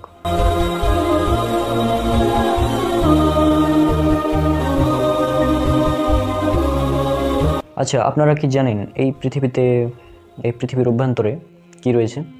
এই পৃথিবীর অভ্যন্তরে রয়েছে অত্যন্ত উত্তপ্ত এবং গলিত লোহা। এখন আমাদের প্রশ্ন, এই লোহা আসলে আসলো কোথা থেকে? এই পৃথিবীর বা সৌরজগতের কোনো ছোটোখাটো নক্ষত্রের কোনো ক্ষমতাই নেই, মাত্র এক অণুপরিমাণ লোহা তৈরি করার কোনো ক্ষমতা নাই। তাহলে এটা আসলো কোথা থেকে? এই লোহা এলো আসলে কোথা থেকে? যদি আমাদের সৌরজগতের এটা উৎপন্ন করার কোনো ক্ষমতাই নাই, তাহলে লোহা এলো কোথা থেকে? সম্প্রতি বিজ্ঞানীগণ যেসব তথ্য উদ্ঘাটন করেছেন তা হলো আমাদের এই পৃথিবীতে প্রাপ্ত লোহা এটা মহাবিশ্বের বড় বড় নক্ষত্র ধ্বংস হয়ে টুকরো টুকরো হয়ে তারপরে আমাদের পৃথিবীতে এসেছে। মহাবিশ্বের বড় বড় নক্ষত্রগুলোর কেন্দ্রে ভারী ধাতুগুলো উৎপন্ন হয়ে থাকে। মনে রাখতে হবে, আমাদের সৌরজগতের ছোটোখাটো নক্ষত্রের কিন্তু কোনো ক্ষমতা নেই, এক বিন্দু পরিমাণ, এক অণু পরিমাণ লোহা তৈরি করার কোনো ক্ষমতাই নাই আমাদের এই সৌরজগতের। এখন আমাদের এই সৌরজগতের যে লৌহ উৎপন্ন করার ক্ষমতা নেই, এর বৈজ্ঞানিক ব্যাখ্যাটা আসলে কী হবে? আমাদের সূর্যের উপরিভাগের তাপমাত্রা হচ্ছে 600 ডিগ্রি সেন্টিগ্রেড বা প্রায় 11,000 ডিগ্রি ফারেনহাইট। আর সূর্যের অভ্যন্তরে বা মিডিলে বা সূর্যের ইনার কোর, যেটা এই কোরের তাপমাত্রা হচ্ছে 2 কোটি ডিগ্রি সেন্টিগ্রেড বা 3.50 কোটি ডিগ্রি ফারেনহাইট। 2 কোটি ডিগ্রি সেন্টিগ্রেড অথবা 3.50 কোটি ডিগ্রি ফারেনহাইট হচ্ছে সূর্যের ইনার কোরের তাপমাত্রা। আর লৌহ একমাত্র উৎপন্ন হতে পারে আমাদের সূর্যের চেয়েও অনেক বড় বড় নক্ষত্র থেকে, যাদের তাপমাত্রা বিলিয়ন ডিগ্রি পর্যন্ত পৌঁছে যায়। অর্থাৎ এই হতে প্রতীয়মান হয় যে আমাদের এই সৌরজগতের ছোটোখাটো নক্ষত্রের কোনো ক্ষমতাই নেই এক পরমাণু পরিমাণ লৌহ তৈরি করার। অ্যাস্ট্রোফিজিক্স সায়েন্টিস্টগণ বর্তমানে তারা স্বীকার করেন যে আমাদের সম্পূর্ণ সৌরজগতের পুরো শক্তি মিলেও এক পরমাণু পরিমাণ লৌহ উৎপন্ন করতে পারবে না। তারা বলেন লৌহ উৎপন্ন করার জন্য আমাদের এই সৌরজগতের চেয়েও 400 গুণ বেশি শক্তির প্রয়োজন হবে। একটি নক্ষত্রে যখন লৌহের পরিমাণ নির্দিষ্ট সীমা অতিক্রম করে ফেলে, তখন সেই নক্ষত্রটি সেই পরিমাণ শক্তি ও উত্তাপ ধরে রাখতে পারে না। অবশেষে সেটি বিস্ফোরিত হয়ে যায়, আর এই বিস্ফোরণটিকে বলা হয় সুপারনোভা বিস্ফোরণ। আর এই সুপারনোভা সম্পর্কে হয়তো আপনারা অনেকেই অবগত আছেন। আর এই বিস্ফোরণের ফলে লৌহ বহনকারী উল্কাগুলো বিশ্ব ব্রহ্মাণ্ডে ছড়িয়ে ছিটিয়ে যায় এবং তারা ততক্ষণ পর্যন্ত মহাশূন্যে চলাফেরা করতে থাকে যতক্ষণ না তারা মহাবিশ্বের বিভিন্ন গ্রহ, উল্কা, নক্ষত্র, উপগ্রহ ইত্যাদি দ্বারা আকর্ষিত বা আকৃষ্ট না হয়। মাধ্যাকর্ষণ শক্তি আছে এরকম কোনো গ্রহ বা উপগ্রহের কাছে আসলে এই গ্রহ বা উপগ্রহগুলো এই উল্কাগুলোকে নিজের ভিতরে টেনে নেয়। এভাবে সায়েন্টিস্টগণ এই উপসংহারে পৌঁছেছেন যে এই লোহা অতিজাগতিক বস্তু, যা মহাবিশ্বের অন্য কোনো নক্ষত্র থেকে এসেছে বা পৃথিবীর বাইরে থেকে লৌহ এসেছে আমাদের পৃথিবীতে। অর্থাৎ মোট কথা হচ্ছে লৌহ পৃথিবীতে ছিল না, পৃথিবীর বাইরে থেকে পৃথিবীতে এসেছে। এবার চলুন আমরা দেখি এই লৌহ সম্পর্কে পবিত্র কোরআন আমাদের কী তথ্য দিচ্ছে। লৌহ সম্পর্কে পবিত্র কোরআন এক বেশ গুরুত্বপূর্ণ তথ্য দিয়েছে এবং এই লৌহকে বিশেষ গুরুত্বের সাথে আল্লাহ সুবহানাহু ওয়া তাআলা উল্লেখ করেছেন। আর এই লৌহ সম্পর্কে যে লৌহ যে পৃথিবীর বাইরে থেকে এসেছে, এটা উল্লেখ করা হয়েছে পবিত্র কোরআনে সূরা হাদিদ, সূরা নম্বর 57 আয়াত নম্বর 25। অর্থাৎ সূরা হাদিদের 25 নম্বর আয়াতে আল্লাহ সুবহানাহু ওয়া তাআলা বলছেন, আর আমি নাজিল করেছি লৌহ, নাজিল বা প্রেরণ করেছি লৌহ, যাতে রয়েছে প্রচণ্ড শক্তি এবং রয়েছে মানুষের জন্য বহু কল্যাণ বা উপকার। তাহলে দেখুন, আজ থেকে 1500 বছর আগে, 1400 বছর আগে একটি গ্রন্থে কে কথা বলতে পারে যে এই লৌহ এসেছে পৃথিবীর বাইরে থেকে, অর্থাৎ পৃথিবীর বাইরে থেকে লৌহকে পৃথিবীতে নাজিল করা হয়েছে বা প্রেরণ করা হয়েছে। এবার চলুন এই লৌহ সম্পর্কে আরও কয়েকটি অলৌকিক বিষয়গুলো আমরা জেনে নিই। এই পৃথিবীর অভ্যন্তরে বা মিডিলে রয়েছে বা ইনার করে রয়েছে লৌহ, অত্যন্ত উত্তপ্ত এবং গলিত লৌহ। এবং পবিত্র কোরআনের দিকে যদি আমরা লক্ষ্য করি, পবিত্র কোরআনে মোট সূরা রয়েছে 114টি। আর মজার ব্যাপার হলো, আপনারা যদি এই 114কে 2 দ্বারা ভাগ করেন তাহলে পাবেন 57। আর ঠিক এই 57 নম্বরে রয়েছে আমাদের সূরা হাদিদ। আর এই সূরা হাদিদ যার অর্থ হচ্ছে লৌহ। তাহলে দেখুন, পৃথিবীর অভ্যন্তরে রয়েছে লৌহ এবং পবিত্র কোরআনের অভ্যন্তরেও রয়েছে লৌহ, দুটো একদম হুবহু সেম, মানে জাস্ট অ্যামেজিং বিষয়টা। এবার দেখুন, আরও একটু বিশ্বের হতবাক হওয়ার জন্য প্রস্তুত হয়ে যান। লৌহ বা সূরা হাদিদ, হাদিদ শব্দটিতে রয়েছে মোট 4টি আরবি হরফ বা অক্ষর। এই 4টি হরফ হলো হা, দাল, ইয়া, দাল। আর আপনারা সবাই অবগত আছেন বা জানেন যে আরবি যে 29টি হরফ রয়েছে, এই আরবি 29টি হরফের একটি সংখ্যাগত মান রয়েছে, যেই সংখ্যাগত মান আপনারা স্ক্রিনে দেখতে পাচ্ছেন। তো এই সংখ্যাগত মানগুলোকে যদি আমরা লিখি এবং যোগ করি, প্রথমে যে হরফটি রয়েছে সেটা হচ্ছে হা, যার সংখ্যাগত মান আপনারা দেখতে পাচ্ছেন স্ক্রিনে। এরপরে রয়েছে দাল, এরপরে রয়েছে ইয়া, এরপরে রয়েছে দাল। তো এই 4টিকে যদি আমরা যোগ করি, যার যোগফল হবে 26 বা 26। আর এই 26 এটা কি আপনারা কি জানেন? আপনারা কি মনে আছে 26 জিনিসটা কি? এই 26 হচ্ছে লৌহ এর পারমাণবিক সংখ্যা, যারা 9-10 সায়েন্স পড়েছেন, 9-10 যারা সায়েন্স পড়েছেন তারা এই বিষয়ে অবগত আছেন যে এই 26 হচ্ছে লোহার পারমাণবিক সংখ্যা, আয়রনের পারমাণবিক সংখ্যা 26। অ্যামেজিং। আর আয়রনের 2টি আইসোটোপ রয়েছে যাদের ভরের মান হচ্ছে 57 এবং 58। আর মজার ব্যাপার হলো যে আপনারা যদি পবিত্র কোরআনের প্রথম থেকে শুরু থেকে উপর থেকে যদি গুনতে থাকেন এভাবে, তাহলে ঠিক 57 নম্বরে পাবেন সূরা হাদিদ। আবার যদি নিচ থেকে গণনা শুরু করেন পবিত্র কোরআনের একদম নিচ থেকে, তাহলে ঠিক 58 নম্বরে পাবেন সূরা হাদিদ। তাহলে দেখুন খুব সুন্দর গাণিতিক প্যাটার্নে এখানে লোহর 2টি আইসোটোপকে উল্লেখ করে দেওয়া হয়েছে। এবার দেখুন আল হাদিদ সম্পূর্ণ শব্দটি, আর এই আল হাদিদ এই শব্দটিতে মোট অক্ষর বা হরফ রয়েছে 6টি, যেগুলো হচ্ছে আলিফ, লাম, হা, দাল, ইয়া, দাল। তো এই 6টি হরফ এর সংখ্যাগত মান যদি আমরা যোগ করি, তাহলে আপনারা যোগফল স্ক্রিনে দেখতে পাচ্ছেন। এই যোগফল হবে ঠিক 57, যা এই 57 হচ্ছে পবিত্র কোরআনে সূরা আল হাদিদ এর অবস্থান। এই সূরা হাদিদে অসংখ্য গাণিতিক প্যাটার্ন উল্লেখ রয়েছে, যেগুলো বিস্তারিত আলোচনা করতে গেলে ভিডিও অনেক লম্বা হয়ে যাবে। তাই আপনারা ভিডিও ডিসক্রিপশানটা চেক করুন। এই যে ভিডিওর টাইটেল লেখা আছে যেখানে, এই টাইটেল একটা ক্লিক করবেন, তাহলে নিচে একদম সুন্দরভাবে ব্যাখ্যাগুলো পেয়ে যাবেন। এই ডেসক্রিপশান বক্সটা আপনারা জাস্ট চেক করুন সম্পূর্ণ। এখানে জাস্ট একটু কষ্ট করে পড়ে নিন, তাহলে ইনশাল্লাহ আপনারা বুঝতে পারবেন এখানে কত গাণিতিক প্যাটার্ন উল্লেখ করা রয়েছে। কারণ এগুলো বিস্তারিত আলোচনা করতে গেলে ভিডিও অনেক লম্বা হয়ে যাবে। আরেকটি বিষয় আপনারা লক্ষ্য করুন, সূরা হাদিদে 25 নম্বর আয়াতে উল্লেখ করা হয়েছে এই লোহা নাজিল করার কথা। তা আমরা বিসমিল্লাহ সহ যদি এই 25 নম্বর দেখি, বিসমিল্লাহ সহ এই 25 নম্বর আয়াত পর্যন্ত যদি দেখি যেখানে বলা হচ্ছে লোহা সম্পর্কে, তাহলে বিসমিল্লাহ সহ যদি আয়াতটা গণনা করেন, তাহলে ঠিক 26 নম্বর পাবেন এই আয়াতটি। আর এই 26 কি সেটা আপনারা জানেন, লোহার পারমাণবিক সংখ্যা। সুতরাং বিসমিল্লাহ সহ যদি ধরেন, তাহলে ঠিক 26 নম্বরে অবস্থান করছে লোহার এই আয়াতটি। দেখুন পবিত্র কোরআন আল্লাহ সুবহানাহু ওয়া তাআলা কত গাণিতিক প্যাটার্নে, কত বৈজ্ঞানিক ব্যাখ্যা দিয়ে আল্লাহ সুবহানাহু ওয়া তাআলা এই কোরআনটা নাজিল করেছেন। আপনারা জাস্ট চিন্তা করুন, মহান সৃষ্টিকর্তা আল্লাহ সুবহানাহু ওয়া তাআলা ছাড়া এই কোরআন কে রচনা করতে পারে ভাই? যারা অমুসলিম আছেন তারা এবং নাস্তিক আছেন তারা এই বিষয়টা নিয়ে চিন্তা করবেন।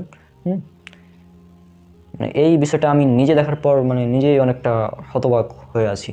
আশা করি আজকের ভিডিওটি আপনাদের অনেক ভালো লেগেছে। আর ভিডিওটি সম্পূর্ণ ব্যাখ্যা করা সম্ভব হলো না, নিচে আপনারা ডিসক্রিপশন বক্সে দেখে নেবেন। ইনশাল্লাহ পবিত্র কোরআন আধুনিক বিজ্ঞান সিরিজের অনেকগুলো ভিডিও আসছে। ততক্ষণ আল্লাহ সুবহানাহু ওয়া তাআলা সবাইকে শান্তিতে রাখুন। আসসালামু আলাইকুম ওয়া রাহমাতুল্লাহি ওয়া বারাকাতুহু।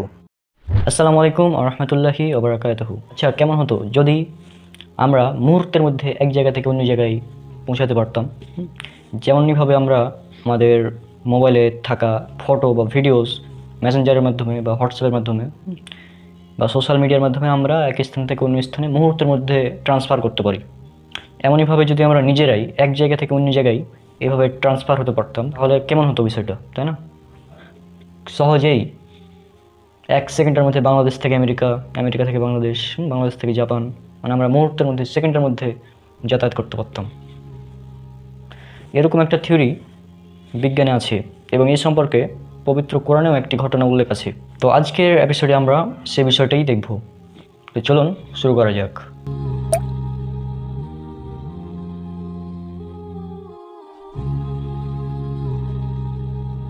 এই থিওরিটি এক জায়গা থেকে অন্য জায়গায় ট্রান্সফার মুহূর্তের মধ্যে, এই থিওরিটিকে বলা হয় টেলিপোর্ট বা টেলিপোর্টেশন।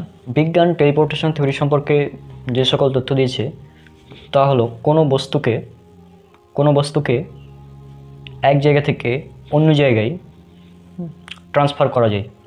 ধরুন একটা বস্তু আছে ঢাকাতে, তো আমি সে বস্তুটা ঢাকা থেকে রাজশাহীতে ট্রান্সফার করব, কিন্তু সময় লাগবে মাত্র 1 সেকেন্ড বা তারও কম। এই সময়ের মধ্যেই আমি ওই বস্তুটাকে এখান থেকে ওখানে ট্রান্সফার করে দেব, এবং এটা হবে একটা মেশিনের মাধ্যমে। তো এই থিওরিটা সায়েন্টিস্টগণ অনেক আগে দিয়েছিলেন, এবং 1993 সালে কিছু বিজ্ঞানী ফোটনকে এক জায়গা থেকে অন্য জায়গায় প্রায় 143 কিলোমিটার পর্যন্ত টেলিপোর্ট করতে তারা সক্ষম হয়েছিলেন। অর্থাৎ আমরা বলতে পারি যে এক জায়গা থেকে অন্য জায়গায় যে বস্তুকে ট্রান্সফার করা যায় মুহূর্তের মধ্যে, এটি একটি থিওরি, এবং এটার কিছুটা হলেও বাস্তবতা বিজ্ঞানীরা দেখাতে পেরেছেন। তবে তারা শুধু ফোটন কণাকেই এক জায়গা থেকে অন্য জায়গায় ট্রান্সফার করতে পেরেছেন, কিন্তু এখনও পর্যন্ত কোনো বড় বস্তুকে তারা টেলিপোর্ট করতে সক্ষম হননি। কিন্তু পবিত্র কোরআনে যে ঘটনাটি উল্লেখ আছে সেটি আরও অ্যামেজিং, এবং সেটি একটি বড় বস্তুকে এক জায়গা থেকে অন্য জায়গায় টেলিপোর্ট করা হয়েছিল। তো চলুন আমরা এবার দেখে নিব পবিত্র কোরআনের কোন জায়গায় সে তথ্যটি দেওয়া রয়েছে। পবিত্র কোরআনের সূরা নামল অর্থাৎ 27 নম্বর সূরার 39 এবং 40 নম্বর আয়াত যদি আপনারা পড়েন তাহলে সেখানে উল্লেখ করা আছে, যদি 39 নম্বর আয়াতটা পড়েন তাহলে সেখানে দেখবেন যে ইফরিত নামক জিন সে বলল যে আমি এটি আপনাকে এনে দিতে পারবো আপনি উঠে বসার আগেই, কারণ আমি সবচেয়ে শক্তিশালী এই বিষয়ে। অর্থাৎ সে সময় ইফরিত জিন ছিল সবচেয়ে শক্তিশালী জিন, কিন্তু সুলাইমান আলাইহিস সালামের হয়তো এটা পছন্দ হয়নি। তারপরে আরও একজন ব্যক্তি বলল 40 নম্বর আয়াতে, 40 নম্বর আয়াতটা যদি পড়েন, আমি একটা পড়ে শোনাচ্ছি, আপনারা দেখুন সম্পূর্ণ। যার কাছে কিতাবের এক বিশেষ জ্ঞান ছিল সে বলল আমি চোখের পলক পড়ার পূর্বেই তা আপনার কাছে নিয়ে আসবো। অতঃপর যখন সুলাইমান আলাইহিস সালাম তার স্থানে স্থির দেখতে পেল তখন বলল এটি আমার রবের অনুগ্রহ, যাতে তিনি আমাকে পরীক্ষা করেন যে আমি কি কৃতজ্ঞতা প্রকাশ করি নাকি অকৃতজ্ঞতা প্রকাশ করি। আর যে কৃতজ্ঞতা প্রকাশ করে সে তো তার নিজের কল্যাণেই তা করে, আর যে কেউ অকৃতজ্ঞ হবে তবে নিশ্চয়ই আমার রব অভাবমুক্ত অধিকদাতা। যার কাছে কিতাবের এক বিশেষ জ্ঞান ছিল সে বলল আমি তা আপনাকে এনে দিতে পারবো চোখের পলক পড়ার আগেই। এই যে দেখুন, চোখের পলক পড়ার আগেই, তাহলে কত দ্রুত, চোখের পলক পড়ার আগেই সে সিংহাসনটি হাজির করে দিল, তাই না? এবং এটা বলা হয়েছে যে জিন, সবচেয়ে শক্তিশালী জিন, সেও কিন্তু আনতে পারেনি এত দ্রুত। পরবর্তীতে অন্য এক ব্যক্তি আসলো যে ব্যক্তির কাছে বিশেষ জ্ঞান ছিল কিতাবের, অর্থাৎ বিজ্ঞানের জ্ঞান ছিল। যে ব্যক্তির কাছে সায়েন্সের একটি জ্ঞান ছিল, বিজ্ঞানের জ্ঞান ছিল, সে অতি দ্রুত সেই সিংহাসনটি নিয়ে আসলো। অর্থাৎ নবী সুলাইমান আলাইহিস সালামের যুগেও এই টেলিপোর্টেশন থিওরি ওই ব্যক্তির জানা ছিল, সে সময় এই টেলিপোর্টেশন থিওরি ছিল, এবং সে ব্যক্তি হয়তো এই থিওরিটা জানতো, এই জন্যই সে আনতে পেরেছে, যদি আল্লাহ ভালো জানেন এই বিষয়ে। তো আমাদের ধারণা, আমাদের গবেষণা যেটা বলছে যে এটা সেই টেলিপোর্টেশন থিওরি হতে পারে, কারণ টেলিপোর্টেশন থিওরি এবং এটা একেবারে হুবহু সেম, মুহূর্তের মধ্যে কোনো বস্তুকে এক স্থান থেকে অন্য স্থানে ট্রান্সফার করা, এটা হচ্ছে টেলিপোর্টেশন থিওরি। তো আমরা দেখলাম যে নবী সুলাইমান আলাইহিস সালামের যুগেও এক ব্যক্তি এই টেলিপোর্টেশন করে দেখিয়েছিল।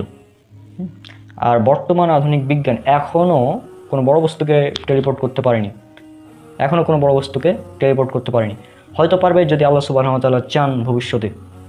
অনেকেই বলে থাকেন যে আমরা কোরআন থেকে বিজ্ঞান বের করে দেখাই, বিজ্ঞান কোনো কিছু আবিষ্কার করার পরে আমরা আগে কেন বলি না? এই যে দেখুন, আমরা আগে বলে দিলাম টেলিপোর্টেশন থিওরি সম্পর্কে, কোরআনে আছে এটা। এলিয়েন সম্পর্কে আমরা বলেছি, এলিয়েন এখনও বিজ্ঞান স্বচক্ষে আবিষ্কার করতে পারেনি, স্বচক্ষে দেখেনি। হয়তো ভবিষ্যতে পারবে যদি আল্লাহ সুবহানাহু ওয়া তাআলা চান। একইভাবে টেলিপোর্টেশন থিওরি এটাও হয়তো এক সময় বাস্তবে পরিণত হবে যদি আল্লাহ সুবহানাহু ওয়া তাআলা চান। এবং কোরআনে যেহেতু এটা উল্লেখ আছে, আমরা সেই গবেষণা করে আমরা সেটা দেখিয়ে দিলাম, তাই না? আর একটা বিষয়, আমরা পবিত্র কোরআনের ফ্যাক্ট বিষয় যেগুলো প্রতিষ্ঠিত সত্য, সেগুলো নিয়েই কথা বলি বেশিরভাগ। তবে দু একটা থিওরি নিয়ে কথা বলি, কারণ এই থিওরিগুলো বাস্তবে পরিণত হওয়ার পসিবিলিটি 100% রয়েছে। যদি বর্তমানে এটা সম্ভব না, তবে ভবিষ্যতে যখন বিজ্ঞান উন্নত হবে, বিজ্ঞান যখন অনেক উন্নত হয়ে যাবে, তখন ইনশাল্লাহ এইসব থিওরি বাস্তবে পরিণত হবে। অনেকে বলতে পারেন যে সেই 4000-5000 বছর আগে যদি এই টেলিপোর্টেশন থিওরি ছিল, কিন্তু তাহলে বর্তমানে কেন নাই? এটা হতে পারে এই কারণে যে আল্লাহ সুবহানাহু ওয়া তাআলা তারপরে সে জ্ঞান মানুষের কাছ থেকে উঠিয়ে নিয়েছিলেন। কারণ টেলিপোর্টেশন দিয়ে যে ভালো ভালো কাজ হবে তাই না, টেলিপোর্টেশনের মাধ্যমে অনেক খারাপ কাজও সম্পাদন করা যাবে। এই জন্য হয়তো আল্লাহ সুবহানাহু ওয়া তাআলা ভালো জানেন কী কারণ, তিনি হয়তো পরবর্তীতে এই জ্ঞান উঠিয়ে নিয়েছেন, যে কারণে তারপরে আর কেউ এই টেলিপোর্টেশন করতে পারেনি। তো আশা করি আপনারা বুঝতে পেরেছেন। আর পবিত্র কোরআন এবং আধুনিক বিজ্ঞান সিরিজের আরও অনেকগুলো ভিডিও যেগুলো রয়েছে সেগুলো আপনারা দেখুন, আর এই ভিডিওগুলো আপনারা দেখে চিন্তা করুন, এবং এই ভিডিওগুলো অমুসলিম এবং নাস্তিকদের কান পর্যন্ত পৌঁছে দিন নিজ দায়িত্বে। তো আজকের ভিডিও পর্যন্তই, ইনশাআল্লাহ দেখা হচ্ছে পরে কোনো ভিডিওতে। ততক্ষণ আল্লাহ সুবহানাহু ওয়া তাআলা সবাইকে শান্তিতে রাখুন। আসসালামু আলাইকুম ওয়া রাহমাতুল্লাহি ওয়া বারাকাতুহু। আসসালামু আলাইকুম ওয়া রাহমাতুল্লাহি ওয়া বারাকাতুহু। আমি মোহাম্মদ মুসাব্বিরুল ইসলাম রনক।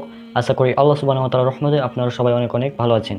আজকে পবিত্র কোরআন এবং আধুনিক বিজ্ঞান এই সিরিজের 28তম পর্ব, এবং আমরা আজকে আলোচনা করব সমুদ্রের পানি কেন নীল কালারের দেখায়, আমরা সমুদ্রের পানিকে নীল কেন দেখি। এই প্রশ্নের উত্তর যদি আপনারা জানতে চান তাহলে আজকের ভিডিওটি সম্পূর্ণ শেষ পর্যন্ত দেখতে থাকুন।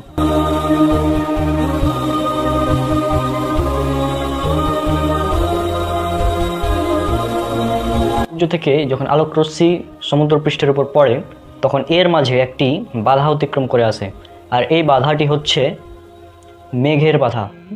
মেঘ অর্থাৎ সূর্য থেকে আলো প্রথমে মেঘে বাধাপ্রাপ্ত হয়, মেঘে বাধাপ্রাপ্ত হয়ে তারপরে তখন সমুদ্র পৃষ্ঠের উপর এসে পড়ে, আর এরপর সূর্যের আলো মোট 60টি কালারে বিভক্ত হয়ে যায়। মোট 60টি কালারে এই সূর্যের আলোটা বিভক্ত হয়ে যায়। আমরা জানি সূর্যের আলোতে মোট 60টি রং বিদ্যমান থাকে, যে কোনো সাদা আলোর মধ্যে 60টি রং মিশ্রিত থাকে, এবং এই 60টি রং হলো বেগুনি, নীল, আসমানি, সবুজ, হলুদ, কমলা এবং লাল। এই 60টি আলোতে বিভক্ত হয়ে যায় সূর্যের আলো যখন মেঘ অতিক্রম করে সমুদ্র পৃষ্ঠের উপর পড়ে। এরপর সমুদ্রের গভীরে যত প্রবেশ করে আলো, এক একটি স্তরে এক একটি আলো শোষিত হতে থাকে। যেমন সমুদ্র পৃষ্ঠ থেকে 10 মিটার গভীরে যদি যাই তাহলে সেখানে আর লাল আলো খুঁজে পাওয়া যায় না, অর্থাৎ লাল আলো সেখানে শোষিত হয়ে যায়। এবং এই কারণেই যখন 30 মিটার গভীরে কোনো ডুবুরির হাত থেকে হাত কেটে গিয়ে বা কোনো স্থান কেটে গিয়ে যখন রক্ত বের হয় তখন তারা সে রক্তকে আর লাল রঙে দেখতে পায় না, কারণ সেখানে লাল কালারটাই অবশিষ্ট থাকে না, লাল কালার সেখানে শোষিত হয়ে যায়। সমুদ্রপৃষ্ঠ থেকে 10 মিটার গভীরে গেলে লাল আলো আর থাকে না, সেখানে তখন মাত্র 6টি আলো অবশিষ্ট থাকে। এর পরবর্তী 49 মিটার পর্যন্ত যখন আলো পৌঁছায় তখন কমলা আলো শোষিত হয়ে যায়। আরও 50 মিটার গভীরে গেলে তখন আর হলুদ আলো থাকে না, হলুদ আলোটাও তখন শোষিত হয়ে যায়। একই সাথে আরও গভীরে গেলে বেগুনি, আসমানি, কমলা এগুলো আলো শোষিত হয়ে যায়। এবং এরপর 100 মিটার গভীরে গেলে, 100 মিটার যখন গভীরে যাই আরও, তখন সবুজ আলো শোষিত হয়ে যায় এবং তখন বাকি থাকে মাত্র আর একটি আলো, সেটা হচ্ছে নীল। এবং এই নীল আলোটা শোষিত হয় 200 মিটার গভীরে গিয়ে, অর্থাৎ সর্বশেষ যে আলোটা শোষিত হয় সেটা হচ্ছে নীল। অর্থাৎ নীল আলো একদম শেষ পর্যন্ত অবশিষ্ট থাকে এবং সমুদ্রপৃষ্ঠ থেকে 200 মিটার পর্যন্ত গভীরে যখন চলে যায় তখন এই নীল আলোটাও আর থাকে না, অর্থাৎ নীল আলোটাও তখন শোষিত হয়ে যায়। এবং এই সমুদ্রপৃষ্ঠ থেকে 200 মিটার নিচে একদম ঘুটঘুটে অন্ধকার, এতটাই অন্ধকার যে সেখানে মাছ পর্যন্ত দেখতে পায় না। এবং এটা এতটাই অন্ধকার যে আপনি যদি সেখানে গিয়ে নিজের হাত বের করেন আপনার নিজের হাতটাও দেখতে পাবেন না, এতটাই অন্ধকার। সুতরাং আমরা বুঝতে পারলাম যে সমুদ্রপৃষ্ঠ থেকে একদম নিচে যেতে যেতে সর্বশেষ যে আলোটা অবশিষ্ট থাকে সেটা হচ্ছে নীল। আর এই নীল আলো অবশিষ্ট থাকার কারণেই আমরা সমুদ্রের পানি নীল রং হিসেবে দেখতে পাই, এবং এটাই হচ্ছে কারণ যে সমুদ্রের পানি নীল। পুরো বিষয়টাকে যদি আমরা সংক্ষিপ্তভাবে বলি তাহলে সমুদ্রের উপর থেকে আলো পতিত হয়, তা সমুদ্রের তরঙ্গের মধ্যেও প্রতিফলিত হয়। এভাবে তার একটি অংশ সমুদ্রের প্রবেশের ক্ষেত্রে বাধাগ্রস্ত হয়। এবং সমুদ্রের নিয়ত গতিশীল তরঙ্গমালার বিভিন্ন স্তর রয়েছে, এই তরঙ্গগুলি একটির পর একটি স্তরে স্তরে সঞ্চালিত হয়। এ কারণে তরঙ্গের গতি ও গভীরতার উপর নির্ভর করে বিভিন্ন স্তরের তরঙ্গমালার ভিন্ন ভিন্ন আলো প্রতিফলিত হয়। ফলে সমুদ্রে যে আলো প্রবেশ করে তা গভীরতা বৃদ্ধির সাথে সাথে হ্রাস পেতে থাকে এবং সর্বশেষ সর্বনিচে সর্বগভীরে সবচেয়ে গভীরে কোনো আলোই অবশিষ্ট থাকে না। এতটাই অন্ধকার হয়ে যায়, ঘুটঘুটে অন্ধকার হয়ে যায় যে কেউ যদি নিজের হাতটা বের করে সে হাত আর দেখতে পায় না। এবার চলুন এই বিষয়ে পবিত্র কোরআনে কী উল্লেখ করা আছে আমরা এবার চলে যাব পবিত্র কোরআনে সূরা নূর সূরা নম্বর 24 আয়াত নম্বর 40। এই আয়াতটা যদি আমরা পড়ি, আমি পড়ে শোনাচ্ছি, আপনার স্ক্রিনে দেখতে থাকুন। এই আয়াতটা ভালোভাবে লক্ষ্য করবেন, তাহলে বিষয়টা একদম ক্লিয়ারভাবে বুঝে যাবেন। এবং তা গভীর সমুদ্রে ঘনীভূত অন্ধকারের মতো যা কাচ্ছন্ন করে ঢেউয়ের উপর ঢেউ, তার উপর মেঘমালা, অনেক অন্ধকার, এক স্তরের উপর অপর স্তর, কেউ হাত বের করলে আদৌ তা দেখতে পায় না, কেউ হাত বের করলে আদৌ তা দেখতে পায় না। দেখুন খুব সুন্দরভাবে পবিত্র কোরআনে এই স্তরগুলোর কথা উল্লেখ করা হয়েছে। একবার চিন্তা করুন, জাস্ট একটির পর একটি যে তরঙ্গমালা রয়েছে তার যে বিভিন্ন স্তর রয়েছে এগুলো কত সুন্দরভাবে উল্লেখ করে দেওয়া হয়েছে। এবং সমুদ্রের গভীরে গেলে যে একদম ঘুটঘুটে অন্ধকার, কেউ যদি হাত বের করে সেটাও দেখতে পাবে না, সেটাও দেখুন কত সুন্দরভাবে উল্লেখ করা আছে এই কোরআন।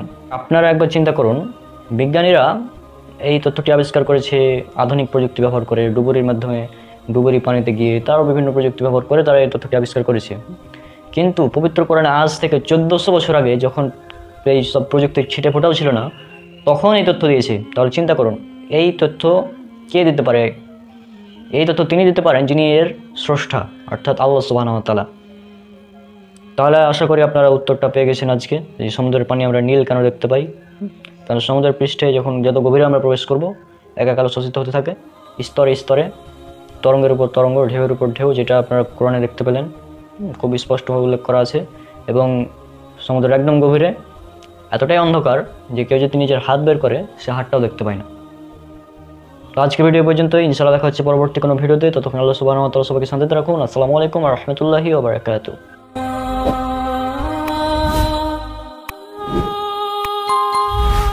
আসসালামু আলাইকুম ওয়া রাহমাতুল্লাহ। আশা করি আল্লাহ সুবহানাহু ওয়া তাআলার রহমতে আপনারা সবাই অনেক অনেক ভালো আছেন। আজকের এই ভিডিওতে নাস্তিকদের থেকে আনিত, নাস্তিক এবং ইসলাম বিদ্বেষী যারা আছে তাদের থেকে আনিত একটি অভিযোগের জবাব আপনারা পাবেন। তো আজকের ভিডিওটি সম্পূর্ণ শেষ পর্যন্ত দেখতে থাকুন। ইসলাম বিদ্বেষীরা বলে থাকে কোরআন পৃথিবীকে সমতল বলেছে। তাদের এটা অভিযোগ যে কোরআন পৃথিবীকে সমতল বলেছে। চলুন আজকে আমরা তাদের এই কুযুক্তি, তারা যেসব কুযুক্তি দিয়ে প্রমাণ করতে চাই যে কোরআন পৃথিবীকে সমতল বলেছে, তাদের সেই কুযুক্তিগুলো আমরা খণ্ডন করব। তো চলুন ভিডিওটি শুরু করা যাক।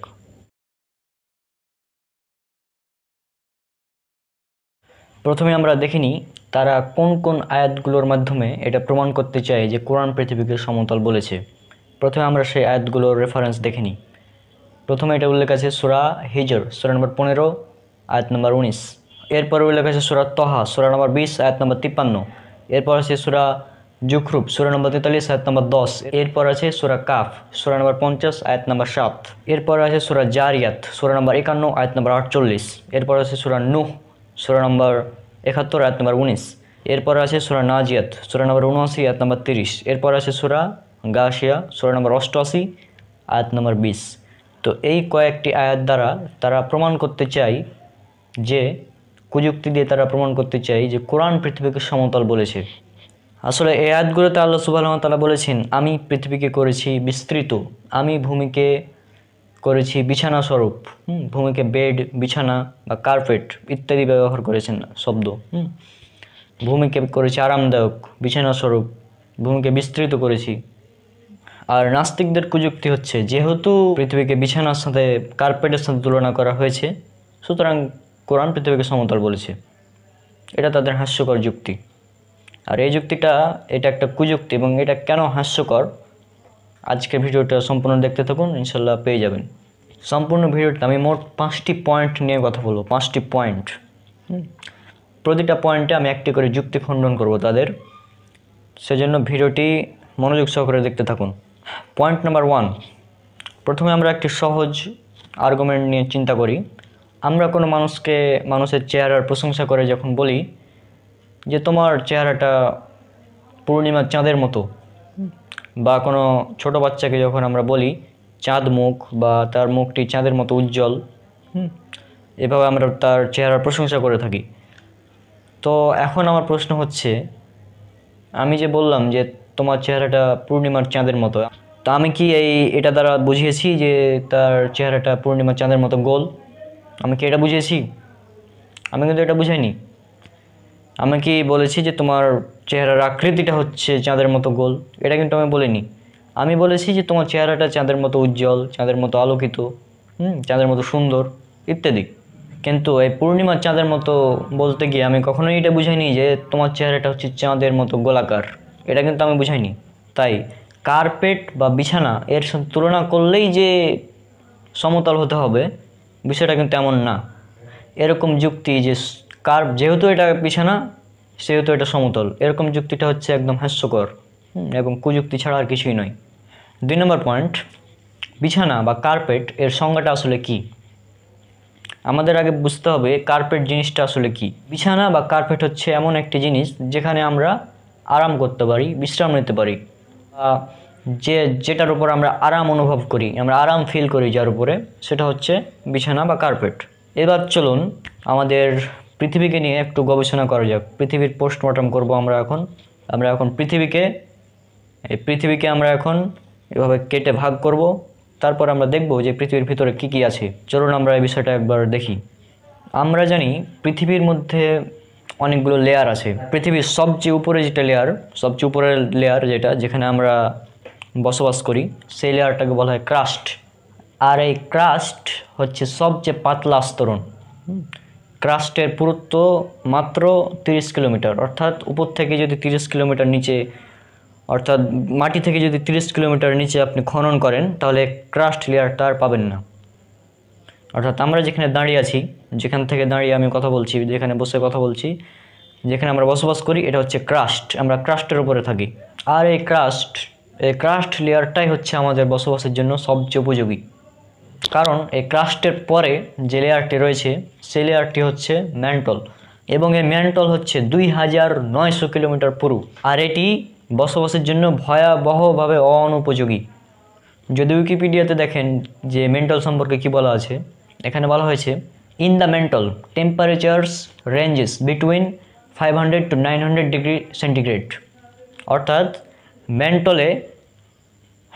মেন্টলের টেম্পারেচার, মেন্টলের নিচে যে তাপমাত্রা রয়েছে সে তাপমাত্রার রেঞ্জ হচ্ছে 500 থেকে 900 ডিগ্রি সেন্টিগ্রেড। আমরা 50-60 ডিগ্রি সেন্টিগ্রেড সহ্য করতে পারি না, আর সেখানে 500 থেকে 900 ডিগ্রি সেন্টিগ্রেড তো মানে এটা অসম্ভব ব্যাপার। আর এই ক্রাস্ট পৃথিবীর মোট আয়তনের হচ্ছে মাত্র 1%। সবচেয়ে পাতলা আস্তরণ হচ্ছে ক্রাস্ট এবং মোট আয়তনের 1%। আর ম্যান্টল এটা তো বসবাসের অনুপযোগী, কারণ 500 থেকে 900 ডিগ্রি সেন্টিগ্রেড তাপমাত্রা সহ্য করার ক্ষমতা আমাদের নাই। তাই এখানে বিছানা বা কার্পেট শব্দটিই হচ্ছে সবচেয়ে উপযোগী শব্দ, কারণ ভূপৃষ্ঠ বা ক্রাস্ট সবচেয়ে পাতলা লেয়ার, পাতলা আস্তরণ, এবং বিছানা বা কার্পেটও অনেক পাতলা হয়ে থাকে। তাই বিছানা যেমন আমাদের জন্য আরামদায়ক, ঠিক তেমনই ক্রাস্ট বা উপরের লেয়ার যেটা ক্রাস্ট লেয়ার, এই লেয়ারটা আমাদের বসবাসের জন্য আরামদায়ক এবং উপযোগী। আর ক্রাস্টের নিচে যে রয়েছে ম্যান্টল এবং তার নিচে আরও ভয়াবহ গরম, সেখানে বসবাস করা অসম্ভব, অনুপযোগী বসবাসের। এবার যদি আমরা একটা বিষয় দেখি যে এই ক্রাস্ট যে কতটা উপযোগী, আরামদায়ক, বিছানা যে কতটা আরামদায়ক, এবং আল্লাহ যে পৃথিবীকে বিছানা বিছিয়ে আরামদায়ক করেছেন সেই বিষয়টা খুব সুন্দরভাবে কোরআনে উল্লেখ করা আছে। দেখুন, যদি পড়েন সূরা নূহ, সূরা নম্বর 71 আয়াত 19 এবং 20, সেখানে আল্লাহ সুবহানাহু ওয়া তাআলা বলছেন, আল্লাহ ভূমিকে করেছেন বিছানা যাতে তোমরা চলাফেরা করো প্রশস্ত পথে। তাহলে বুঝতেই পারছেন এই বিছানা বা কার্পেট শব্দটি কতটা উপযোগী। আপনি যদি এই কোরআনের আয়াতগুলো, যে আয়াতগুলোর কথা বলেছি, এই সবগুলো আয়াত যদি পড়েন, দেখবেন যখনই বলা হয়েছে আল্লাহ ভূমিকা করেছেন বিছানা, আল্লাহ ভূমিকা করেছেন বিস্তৃত, তারপরেই কিন্তু বলা হয়েছে যেন তোমরা চলাফেরা করতে পারো, যেন তোমরা ফসল উৎপাদন করতে পারো, এগুলোই বলা হয়েছে। এখানে কখনোই বলা হয়নি যে আকৃতি সমতল এগুলো কখনোই বলা হয়নি। কিন্তু ব্রেনওয়াশড নাস্তিকদের তো এগুলো মাথায় ঢুকবে না, মানে এগুলো তো তাদের চোখে পড়বে না।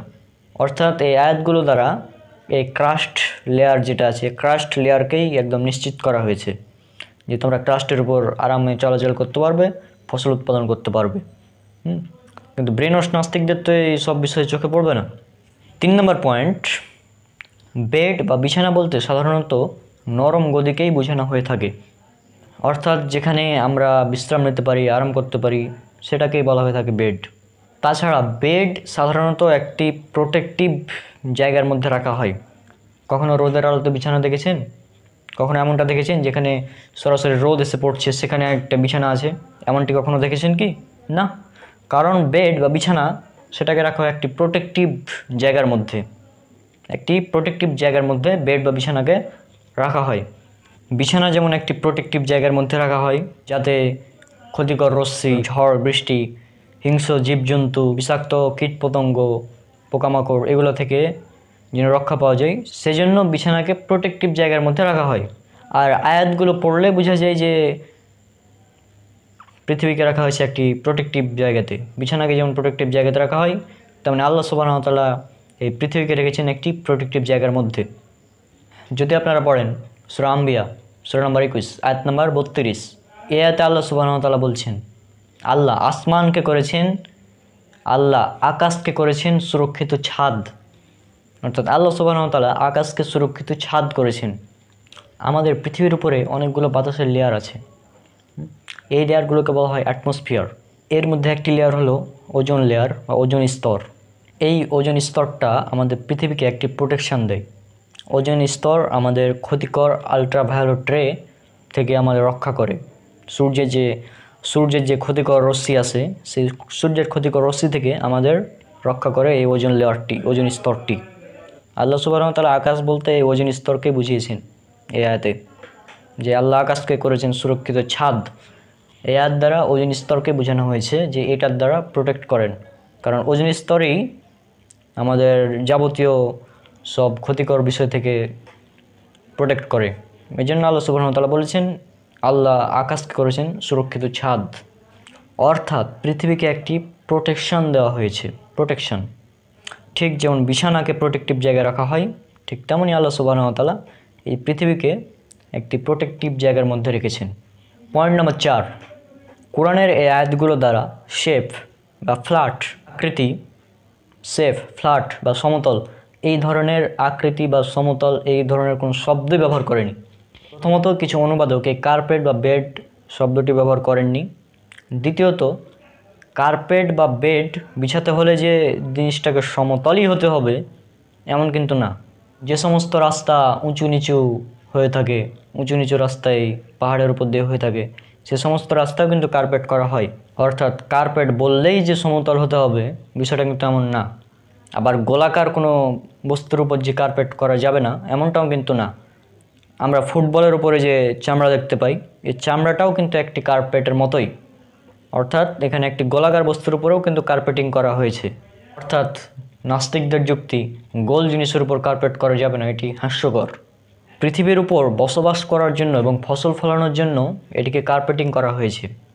পৃথিবীর ভেতরে মধ্যভাগ অত্যন্ত গরম, এই যে বললাম ম্যান্টল লেয়ার, তার নিচে আরও ভয়াবহ গরম, সেটা বসবাস এবং ফসল ফলানোর জন্য একদম অনুপযোগী, সেখানে অসম্ভব এগুলো করা। কিন্তু যে লেয়ারটা আমরা বসবাস করি, ক্রাস্ট লেয়ারটা যেমন পাতলা, তেমনই এটি ফসল ফলানোর জন্য উপযোগী এবং বসবাসের জন্য আরামদায়ক।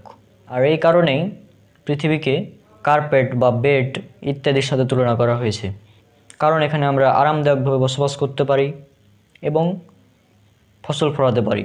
ফসল ফলানোর জন্য এই লেয়ারটা উপযোগী, এই জন্য পৃথিবীকে বলা হয়েছে কার্পেট বা বিছানা। আবার বললাম, কার্পেট বা বিছানা বললেই যে সেটা সমতল হতে হবে এমন বিষয় না, গোল জিনিসের উপরও কার্পেটিং করা যায়। আর কোরআনের এই সব শব্দগুলো, বেড বা বিছানা, কার্পেট, স্প্রেড আউট বিস্তৃত করা, স্প্ল্যান্ডিং, এই শব্দগুলো দ্বারা কখনোই সমতল বোঝানো হয়নি।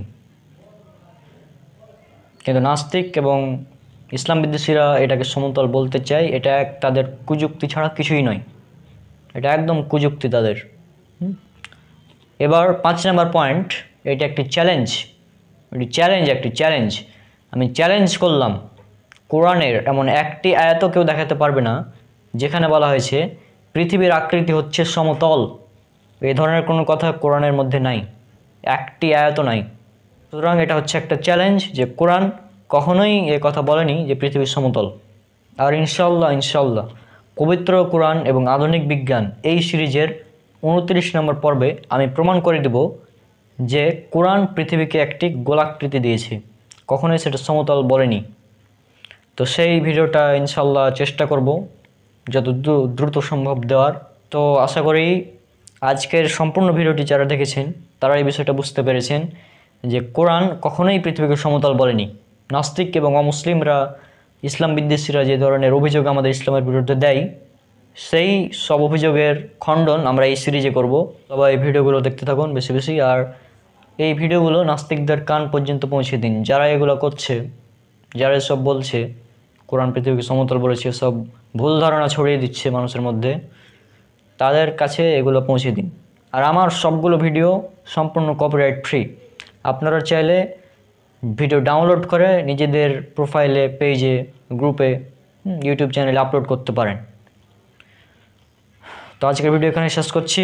আসসালামু আলাইকুম ওয়া রাহমাতুল্লাহি ওয়া বারাকাতুহু।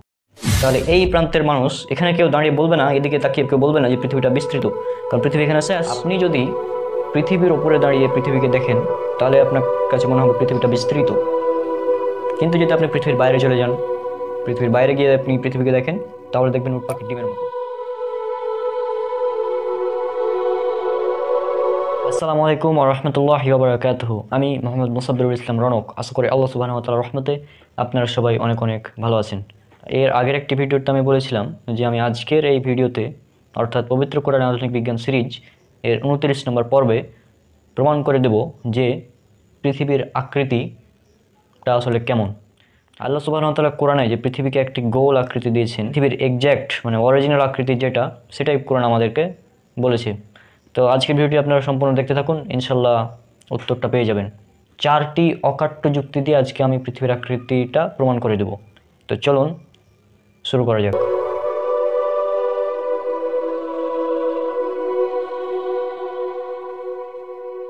প্রথমেই একটি উদাহরণ নিয়ে চিন্তা করা যাক। ধরুন আমি আপনাকে বললাম আমি আগামীকাল ঢাকাতে যাব। এর মানে কি এই যে আমি এখন ঢাকাতে আছি? এর মানে কিন্তু এটা না। আমি ঢাকাতে যাব অর্থাৎ আমি ঢাকাতে নাই এখন, আমি এখন ঢাকার বাইরে আছি। কোথায় আছি এটা শিওর না, এটা নিশ্চিত না, তবে আমি ঢাকার বাইরে আছি এটুকু তো নিশ্চিত, তাই না? আমি আপনাকে বললাম যে আমি আগামীকাল ঢাকাতে যাব, তার মানে আমি কিন্তু এখন ঢাকাতে নাই, আমি কিন্তু এখন ঢাকার বাইরে আছি। এটা নিশ্চিত যে আমি ঢাকার বাইরে আছি, কিন্তু আমি কোথায় আছি সেটা কিন্তু নিশ্চিত না।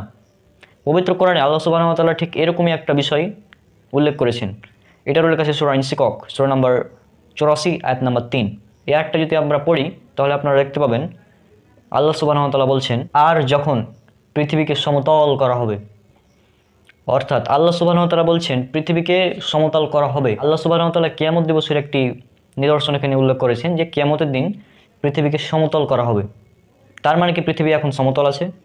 তার মানে কিন্তু এখন পৃথিবী সমতল নেই। পৃথিবী এখন অন্য একটি আকৃতিতে আছে, যেটা আল্লাহ সুবহানাহু ওয়া তাআলা কিয়ামতের দিন সমতল করবেন, যেটা আমরা এই আয়াত থেকে বুঝতে পারি। তাহলে পৃথিবীর আকৃতি এখন কোন ধরনের আছে, এখন পৃথিবী কোন আকৃতিতে আছে, এইটা জানার জন্য আমাদেরকে একটি আয়াতকে বিশ্লেষণ করতে হবে। এই আয়াতটি উল্লেখ আছে সূরা জুমার, সূরা নম্বর 39 আয়াত নম্বর 5।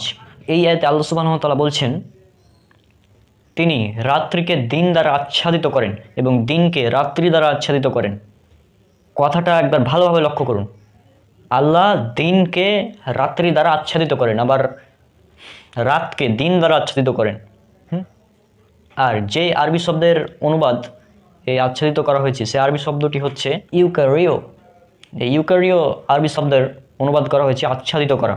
এই ইউকারিও শব্দের অর্থটি এরকম হবে যে এমন একটা ধরনের প্যাঁচানো, যে প্যাঁচানোর ফলে একটি আরেকটির ভিতরে ভাবে ঢুকে যায়। এই বিষয়টা এক্সপ্লেইন করতে অনেকে পাগাড়ির উদাহরণটা দিয়ে থাকে, তবে এর চাইতে উদাহরণ যেটা বেশি হবে সেটা হচ্ছে যে আমরা যখন আঙুল কেটে যাই, কখনো ধরুন আপনার আঙুল কেটে গেছে, তখন আমরা যে ব্যান্ডেজ করি এইভাবে, তো ব্যান্ডেজে আমরা কি দেখি, ব্যান্ডেজে যখন আমরা একটা কাপড় যেটা ব্যান্ডেজ করি সেটা এভাবে যখন আমরা পেঁচাই, তখন এই যে একটি আরেকটির ভিতরে ঢুকে যাচ্ছে, অর্থাৎ একটি আরেকটিকে আচ্ছাদিত করে ফেলছে। যখন আমরা এখানে প্রথম লেয়ার পেঁচালাম, এরপরে যখন আরেকটা লেয়ার পেঁচালাম, তখন প্রথম লেয়ারটি দ্বিতীয় লেয়ারের ভিতরে চলে গেল, এরপর আবার দ্বিতীয় লেয়ারটি তৃতীয় লেয়ারের ভিতরে চলে গেল।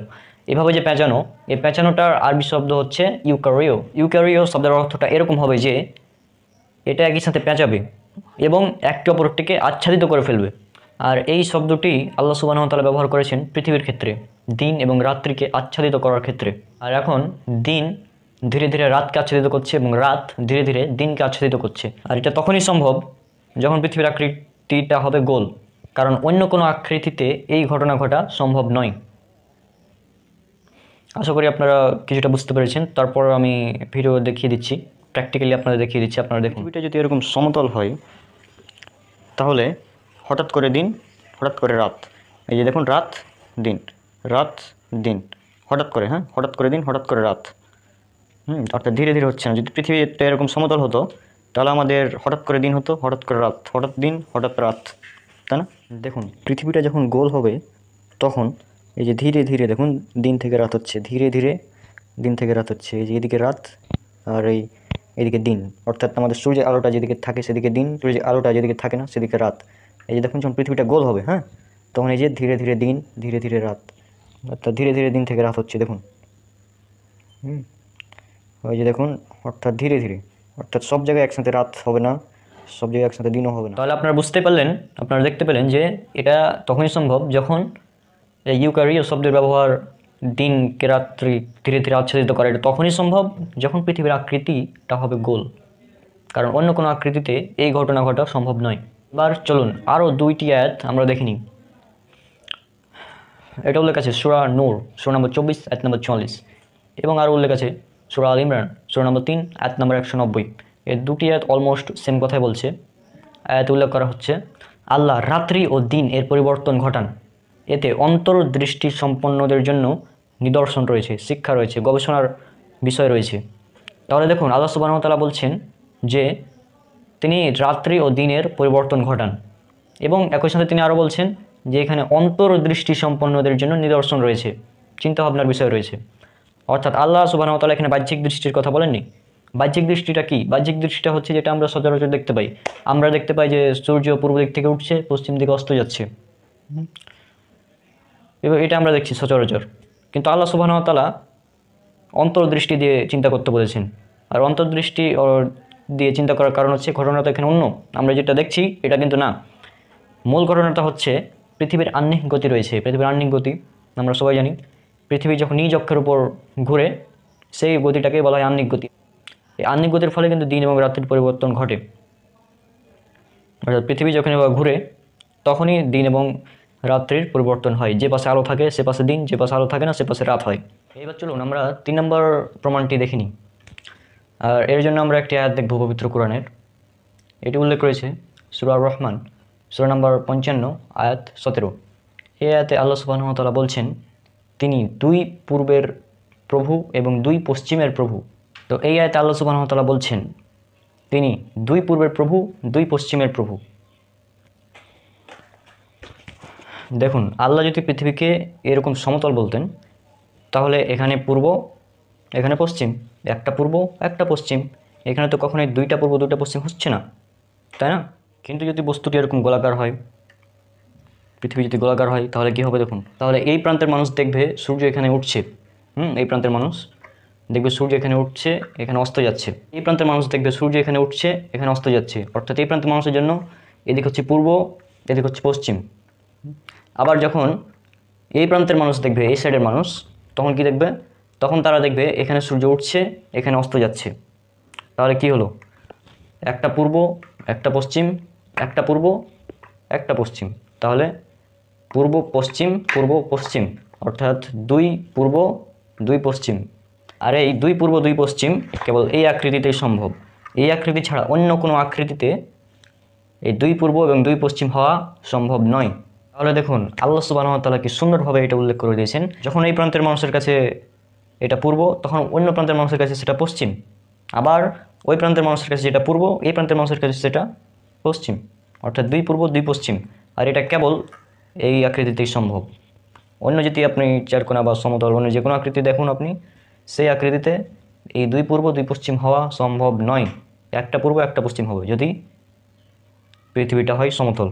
এইবার চলুন আমরা 4 নম্বর প্রমাণ দেখে নেব, সর্বশেষ প্রমাণ আমাদের। এবং এইটা আমরা প্রমাণ করব সূরা নাজিয়াত, সূরা নম্বর 79 আয়াত নম্বর 30 থেকে। যদিও এই আয়াত দিয়ে নাস্তিক এবং ইসলাম বিদ্বেষীরা প্রমাণ করতে চাই যে পৃথিবী সমতল, কিন্তু তাদের ব্রেন তো ওয়াস্ট, তারা তো ব্রেন ওয়াস্ট, তারা তো বুঝবে না যে এই আয়াতের মধ্যে কতটা সূক্ষ্ম সত্য লুকিয়ে রয়েছে। তারা তো এটা বুঝবে না। চলুন আমরা সেই সূক্ষ্ম সত্যটি আজকে বের করে দেখাই। আল্লাহ এখানে কি বলছেন এই আয়াতে? এই আয়াতে আল্লাহ সুবহানাহু ওয়া তাআলা বলছেন আল্লাহ পৃথিবীকে করেছেন বিস্তৃত করেছেন পৃথিবীকে। এখন আপনারা দেখুন পৃথিবী যদি এরকম সমতল হয় তাহলে এই প্রান্তের মানুষ এখানে কেউ দাঁড়িয়ে বলবে না, এদিকে তাকিয়ে কেউ বলবে না যে পৃথিবীটা বিস্তৃত, কারণ পৃথিবী এখানে শেষ। কেউ তো বলবে না যে পৃথিবীটা বিস্তৃত, তাই না? এখানে দাঁড়িয়ে কোনো ব্যক্তি বলবে না এটা যে পৃথিবী বিস্তৃত, এটা সে বলতে পারবে না, কারণ পৃথিবী এখানে শেষ যদি পৃথিবী সমতল হয়। কিন্তু যদি পৃথিবীটা এরকম গোলাকার হয়, পৃথিবীটা যদি এরকম গোলাকার হয় তাহলে আপনি পৃথিবীর যে প্রান্তেই দাঁড়ান, তাকান আপনি যেখানেই দাঁড়ান, এখানে দাঁড়াবেন দেখবেন চারিদিক বিস্তৃত, এখানে দাঁড়াবেন তাও দেখবেন বিস্তৃত। আপনি পৃথিবীর যে প্রান্তেই দাঁড়ান পুরো পৃথিবীকে আপনার বিস্তৃত মনে হবে। আর এটা তখনই সম্ভব যখন পৃথিবীর আকৃতিটা গোল হবে, কারণ গোল আকৃতি ছাড়া পৃথিবী বিস্তৃত হওয়া সম্ভব নয়।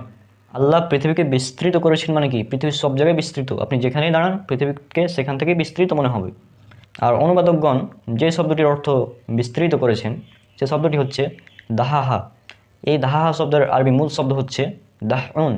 এই দাহউন শব্দের অর্থ 2টা হবে, যার প্রথম অর্থটি হচ্ছে এরকম, সেটা হচ্ছে বিস্তৃত করা, এবং দ্বিতীয় আরেকটি অর্থ সেটা হচ্ছে এমন একটি গোলাকার বস্তুর সাথে খেলা করা যেটা দেখতে অনেকটাই ডিম্বাকার আকৃতির। আর এইটা যেমন তেমন ডিম্বকের আকৃতির না, এটা হচ্ছে উট পাখির ডিমের আকৃতির। আর এই শব্দের অনুবাদটা এখান থেকে পাওয়া যায় লিসানুল আরব, সেখান থেকে যদি আপনার অর্থটা দেখেন তাহলে এটা পেয়ে যাবেন।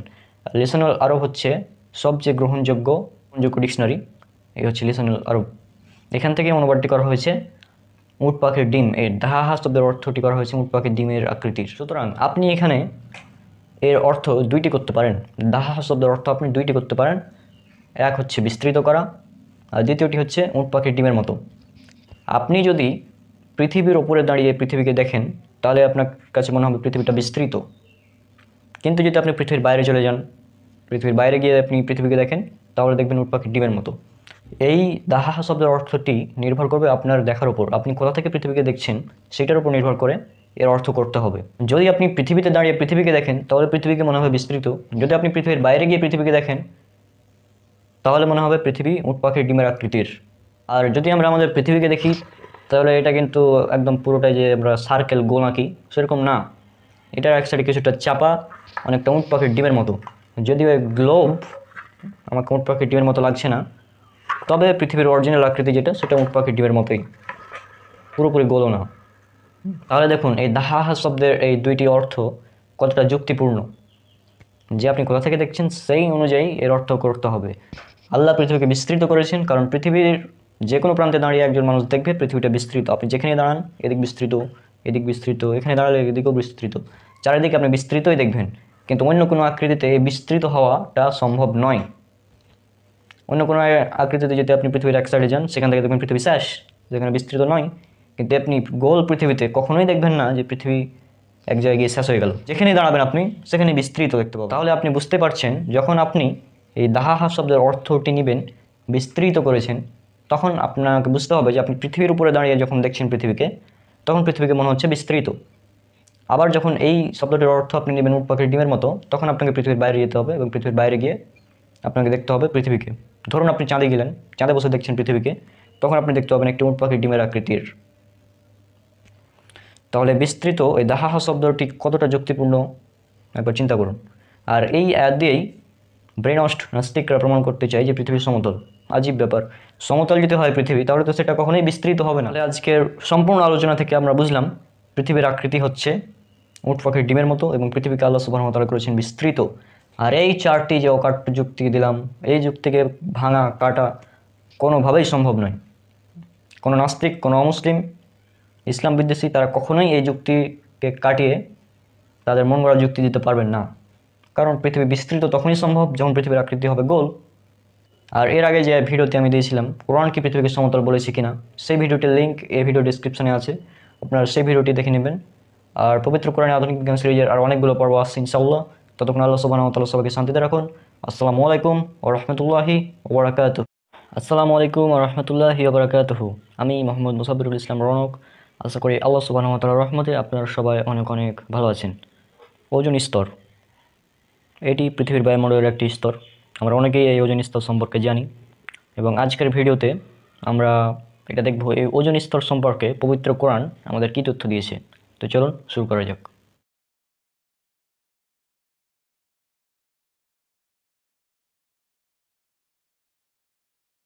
প্রথমে আমরা দেখিনি এই ওজোন স্তর সম্পর্কে সায়েন্স কি বলছে।